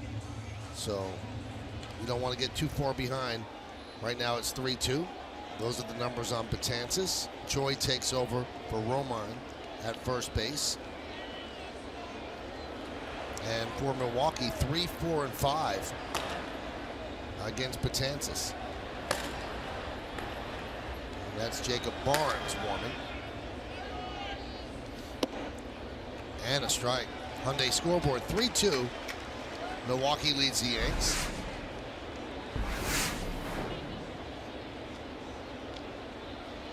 By scoring there in the bottom of the 7th, the Yankees avoided a shutout. They remain, along with the Nats, the only 2 teams not shut out this year.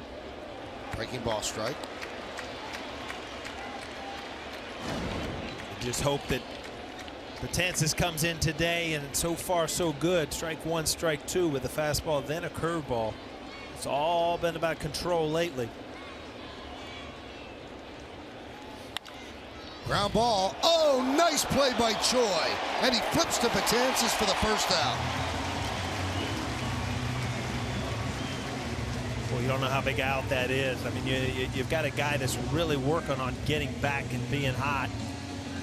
You get that first out instead of a base runner. Big play by Choi. And ball swatted the other way. What a play. Good job by Betances to get over there early. The word on Choi down at AAA is he handles first base pretty well. That was a nice play.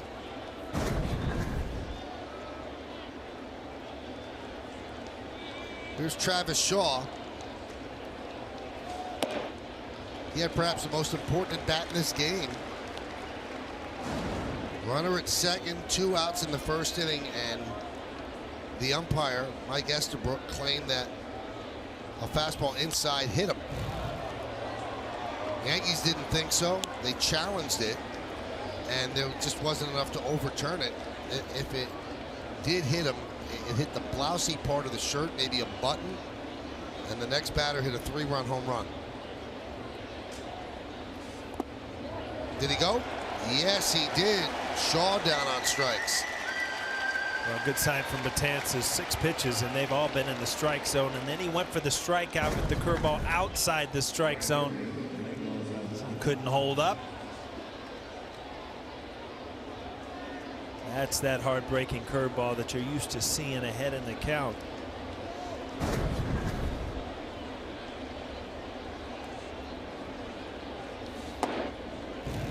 There's a strike. Bottom of the 8th inning, you get Gardner, Judge, and Sanchez coming up.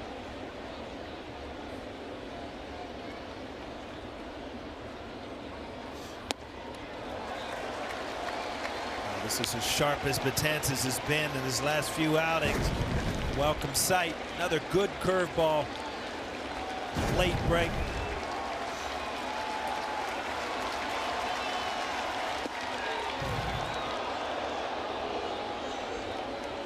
Well, actually got movement back into the hitter there. Sanchez wanted it up out of the strike zone.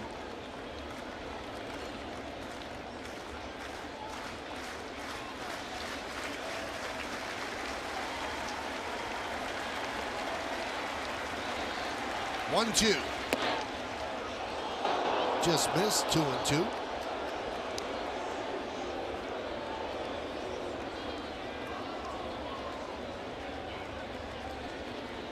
On deck is Aguilar.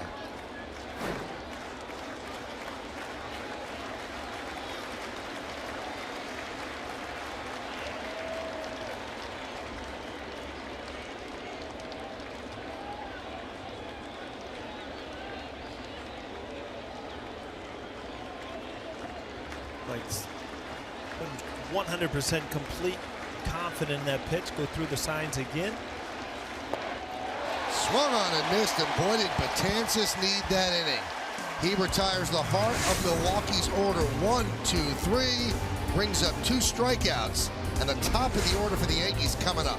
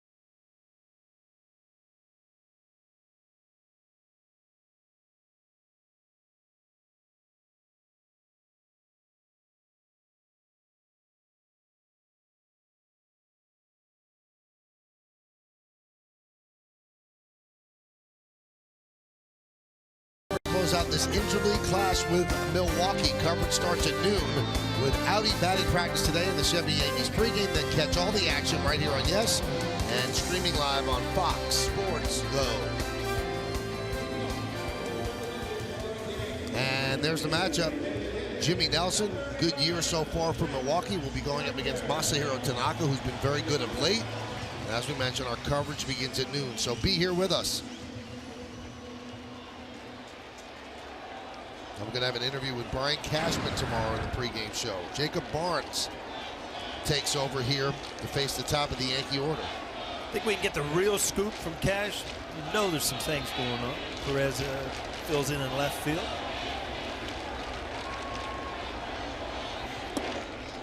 And a strike to Gardner. Let's hope. Hyundai scoreboard, 3-2 Milwaukee. Stay here and wear him down while I... Yeah.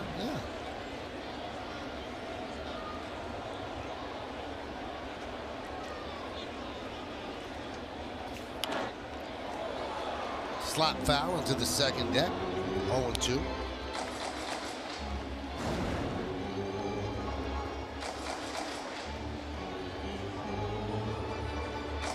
Chapman warming up in the Yankee bullpen. You know, Joe wanted to use Chapman and Betances today. I mean, they've got to get work, and there aren't leads to protect. That's why you bring in Betances down 1 run, and why you bring in Chapman, even if the Yankees don't score here.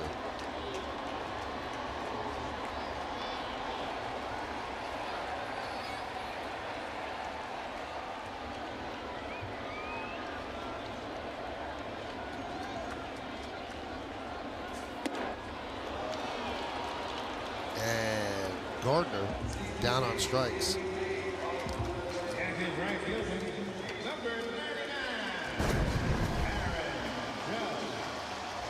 Kind of a tailing fastball out of the strike zone, and Brett Gardner's offered a few pitches out of the strike zone today. Not his usual at bats. Also, I'm told the entire Cashman interview will be in the batting practice show. They'll play some of it in the pregame show. So tune in at noon. Here's Judge. And a strike. Aaron struck out looking in the first, walked in the fourth, single to right in the sixth.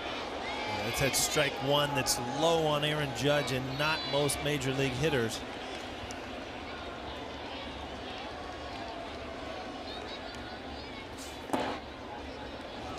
One and one.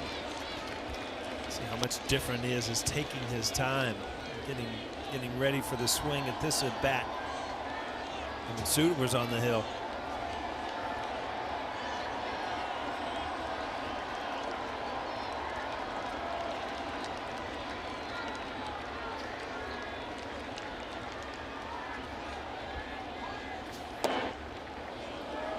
One and two.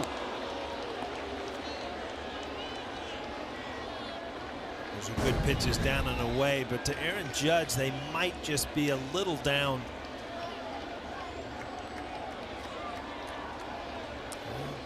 Pretty good pitch, 97 right on the outside corner.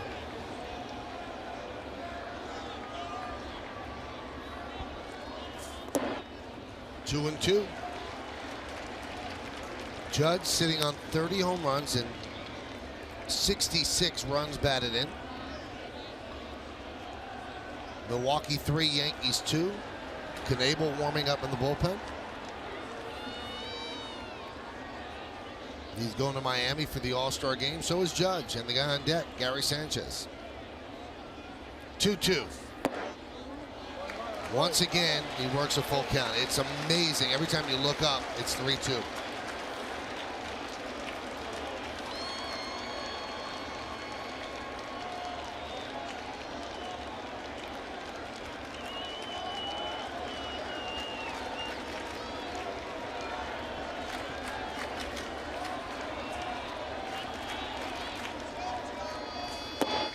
Strike 3. Judge down looking. I just don't agree with it, and Joe Girardi doesn't either. There's 3 pitches, and I think 2 of them were out of the strike zone, kind of taking the bat out of the best player in the game right now, his hands. He reached down. That ball's got to be low for a guy who's 6'7". take that square off. I don't even care what it says. 98 right at the corner.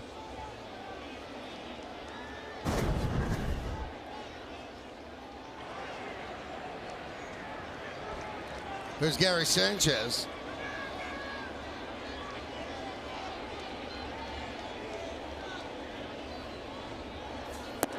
Pitch outside. This is one of those situations we've talked about, the high leverage, where this might be the most important inning that Milwaukee gets through. And Barnes has got Gardner and Judge on strikeouts. He's got to get through Sanchez.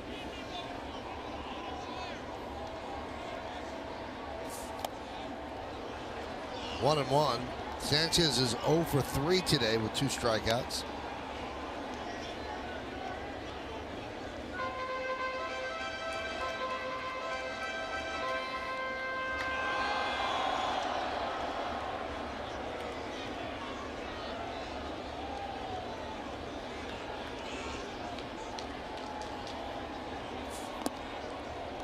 Two and one.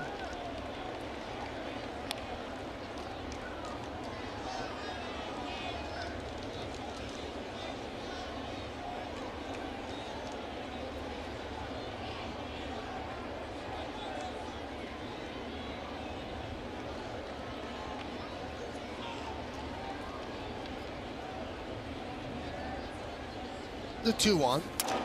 Soft ground ball was short. Arcia across the diamond, and the tag on Sanchez for the final out of a 1-2-3 inning as Jacob Barnes looked impressive here in the 8th. We take it to the 9th. 3-2 Brewers.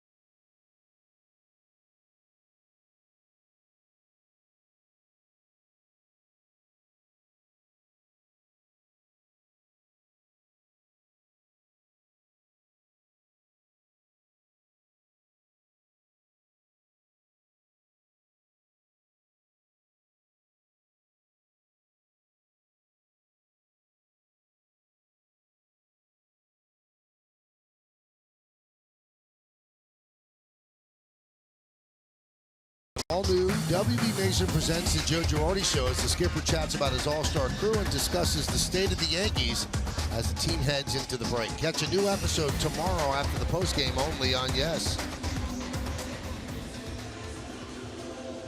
The Yankees bring in their closer, Aroldis Chapman. Sanchez with that soft ground ball is short is 0 for his last 14 and 7 for his last 38.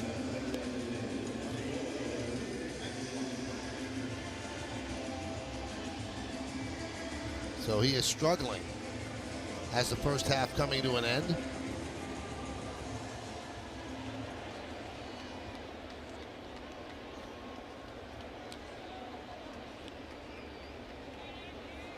So Chapman against Aguilar, Vogt, and Broxton. You know what happened 17 years ago today, Paul? Not really. Probably one of the more fun days I've ever had broadcasting. Yankees swept the Mets in a double ballpark doubleheader. I remember that day well. Yeah.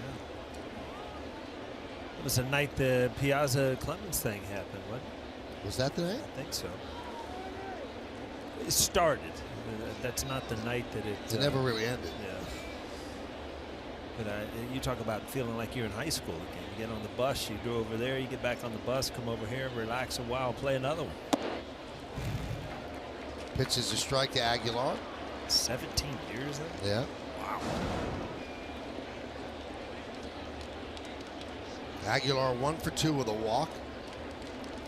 Yesterday with 7 ribbies. So Milwaukee leads the Yankees 3-2, top of the 9th inning.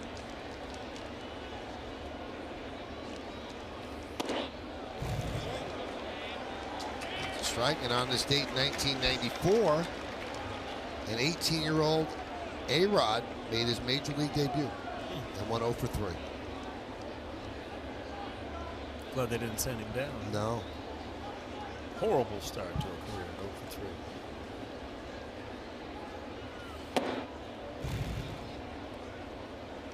3. 1-2 on Aguilar. Rumor has it you're heading to the golf course today? How's that going to work for you? Not well. Yeah? Well, it's certainly my wife's idea. Keep me tuned in, all right? Strike 3. Aguilar down looking.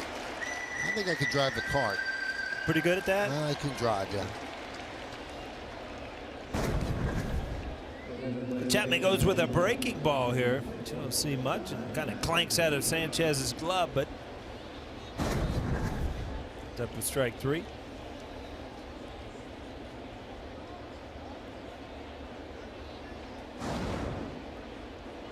So pinch hitting for Vogt is Manny Pena. Well, we saw Pena last night defensively. Boy, he can throw the ball. Leads major leagues in pickoffs. He got Gardner last night at second.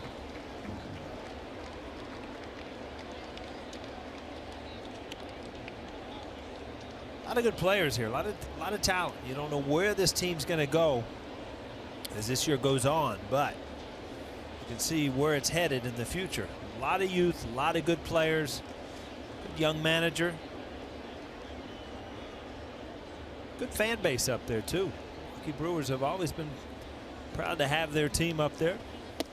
You know, it's interesting. I was talking to a couple of the Brewer broadcasters, and they said that attendance is like 20,000 down from last year. Wow. So I guess this kind of took them by surprise, but it'll pick up. They usually have a tough time in September because the whole area becomes Packer country. Yeah. Football season starts. Billy Brewer better get his stuff together. Bernie. Is it Bernie Brewer? Bernie Brewer. Oh, Billy Brewer. I played with him. And both teams are building the right way with good farm systems. This is Baseball America's latest rankings. The Braves are first, Yankees second, Milwaukee is 8th.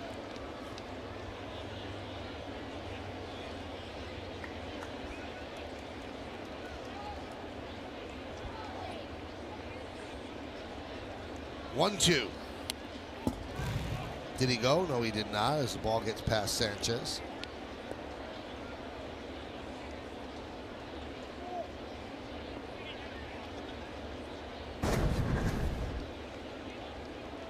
Not a lot of time to react as a hitter or a catcher. Chapman misses the strike zone.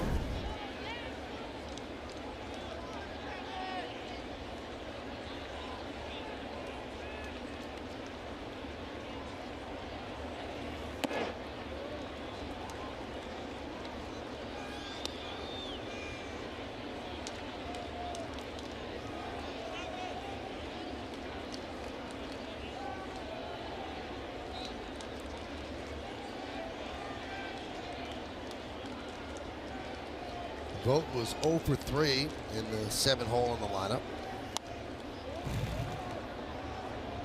Foul ball off the bat of the pinch hitter Pena. We told you about the Yankees have not been shut out now in their 85 games. 5th longest the Yanks have gone without being shut out. In 1932, they did not get shut out the entire season. One of 2 teams since 1901 that was never shut out. The other, the 2000 Reds.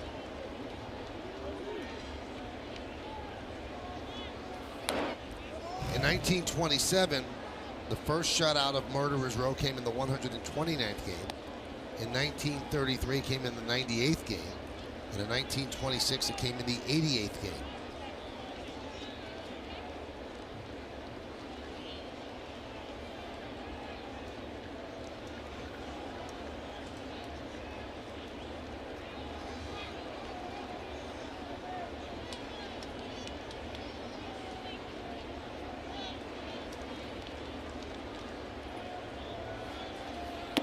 Swing and a miss. A 3-2 slider from Chapman. A lot of times it's not where the pitch is. You see not a big breaker, but the speed from 102 to low 90s.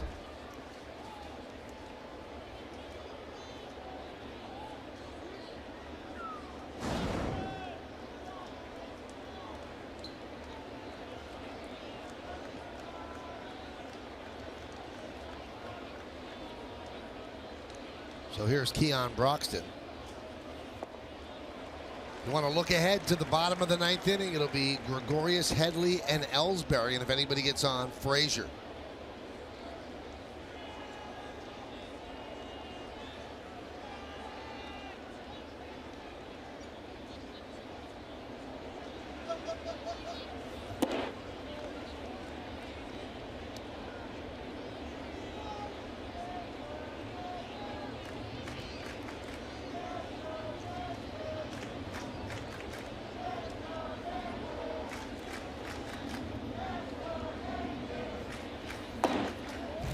Two and one.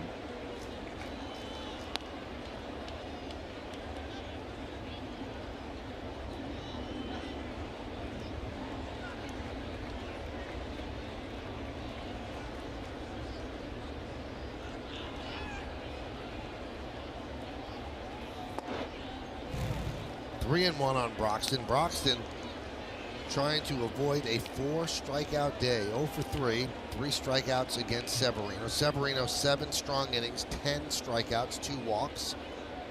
Betances pitched the 1-2-3 8th inning with 2 strikeouts. And 2 strikeouts here for Chapman in the 9th. Count 3-2.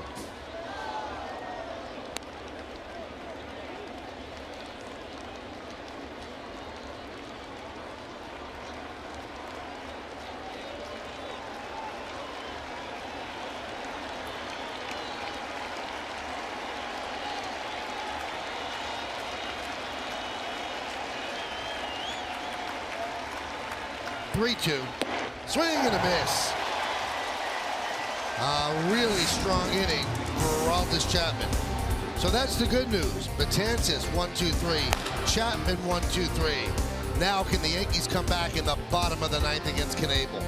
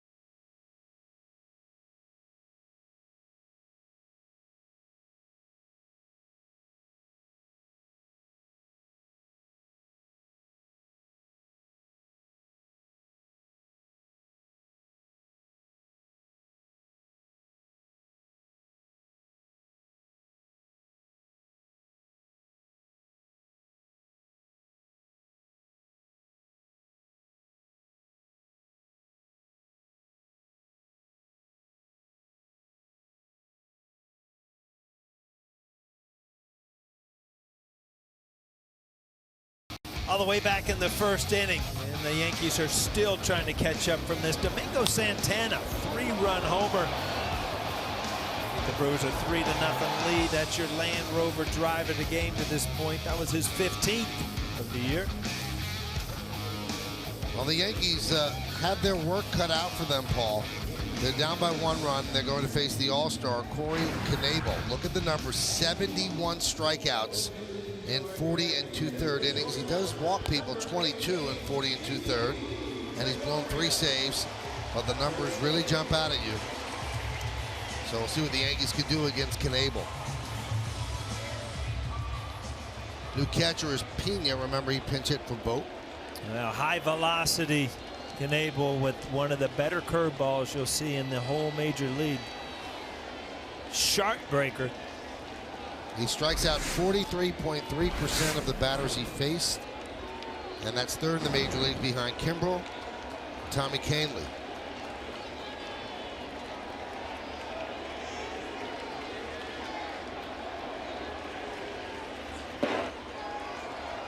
One and 0. He also has one or more strikeouts in 42 consecutive relief appearances, second longest streak in Major League history. Chapman had 49 straight relief appearances with a strikeout. 2-0. Well, it was a big Sunday morning for him last Sunday. His wife Danielle learned they'd be having a baby girl in November, and a half hour after learning that, he was told he'd made the All-Star team. Pretty good day. 3-0. Kind of that jerk, that jump. It reminds me of Kevin Apier. Remember Kevin Apier from the Kansas City Royals? Right at the end of his delivery, you kind of drop down and just drive towards the plate. Gregorius is 0 for 3, probably taking all the way, and it's ball 4. Well, we told you the one black mark on all those numbers is perhaps walks too many, and he walks the leadoff batter, so the Yankees have the tying run on. And now, if you're the Yankees, you have Headley bunt. Well, I think you give yourself 3 shots, but you know, Pena, by switching him as a catcher, he throws too well pretty much to take a gamble at stealing a base. But Knebel, as most closer power pitchers, not real fast to the plate.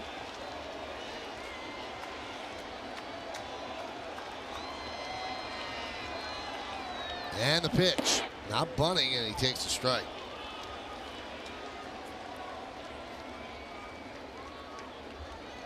Joe Espada, Yankee third base coach, going through the signs. Headley staring down there intently. Well, if you're Didi, you got to realize, as good as his curveball is, every once in a while they bounce him. The 0-1. 1-1.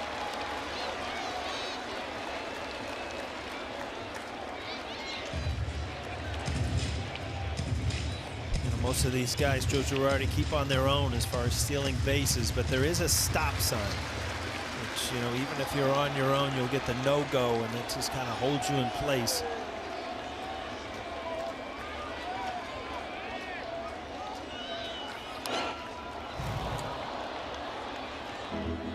One and 2 on the foul ball.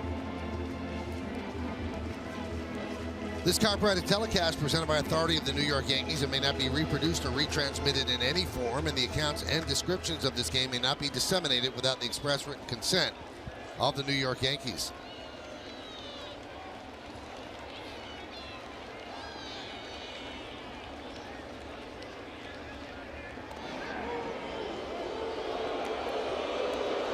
An announced crowd of 40,224 on this lovely Saturday afternoon in the Bronx. Second game of this 3-game set. Milwaukee won last night. They lead 3-2, bottom of the 9th today. 2-2 on Headley.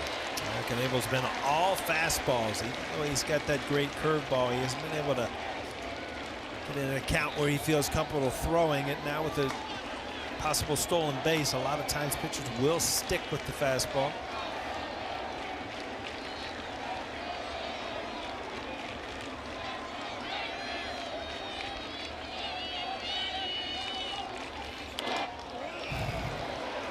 Still 2-2. You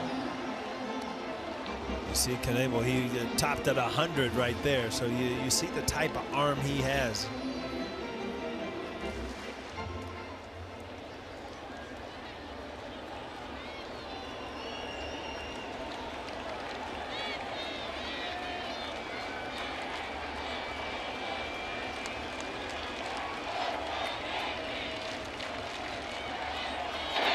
Swing and a miss. The breaking ball in the dirt. One away.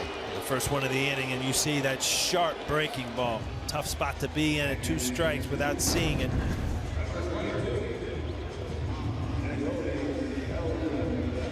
Kansas-like curveball, just down out of the strike zone.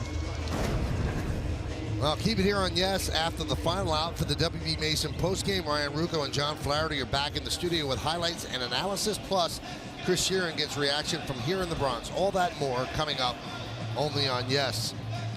Well, here's Ellsbury, who had a big hit, a single in the Yankees' 2-run 7th inning.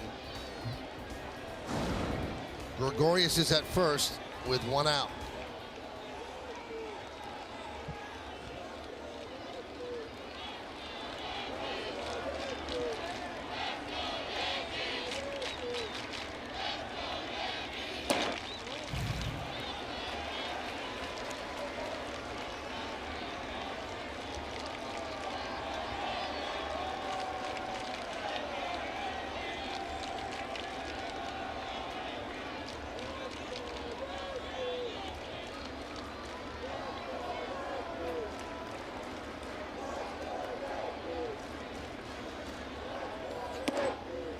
Missed outside.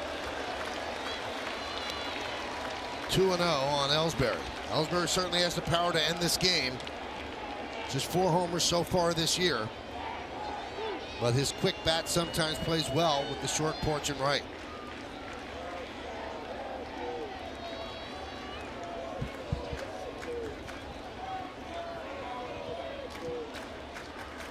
(2-0). 3-0. Clint Frazier's on deck. Knebel is digging himself a hole here. Obviously, Ellsbury's going to take a pitch here. Trying to work this count or work a walk.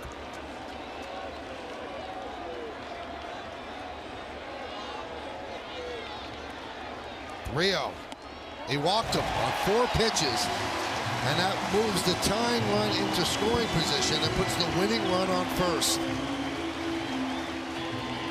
Well, if you're Frazier, you got to know that if you can hit something hard, even in the gap, with the speed that you have on the bases, you could end this game. And again, the pitching coach, Derek Johnson, comes out. You really got to be committed here, Michael. If you're Frazier, I mean, you can't go to the plate thinking I might take a pitch, I might not take a pitch. You know, he's kind of been wild. You really have to know I'm going to sit on a fastball out over the plate, 100% committed, or I'm taking strike 1. Can't be stuck in the middle. Well, Frazier tripled in the 7th. He had a triple last night. First Yankee with triples in back-to-back games since Robinson Cano did it July 2nd and 3rd of 2011.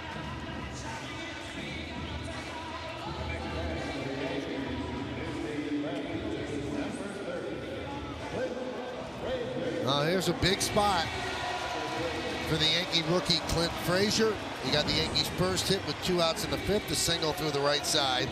Just missed a game-tying home run in the 7th when he hit one to left center.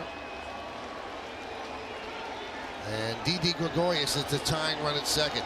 Jacoby Ellsbury, the winning run at first. So here is Clint Frazier.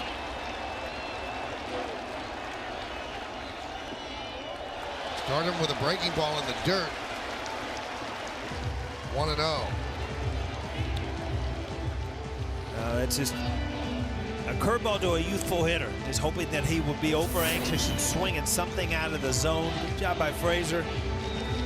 15 pitches for Knebel, 11 balls. And if you're Didi Gregorius, you have to continue to really expect that curveball to be in the dirt. The 1-0. Driven to left field and deep. Going back, Perez turning, looking. See ya.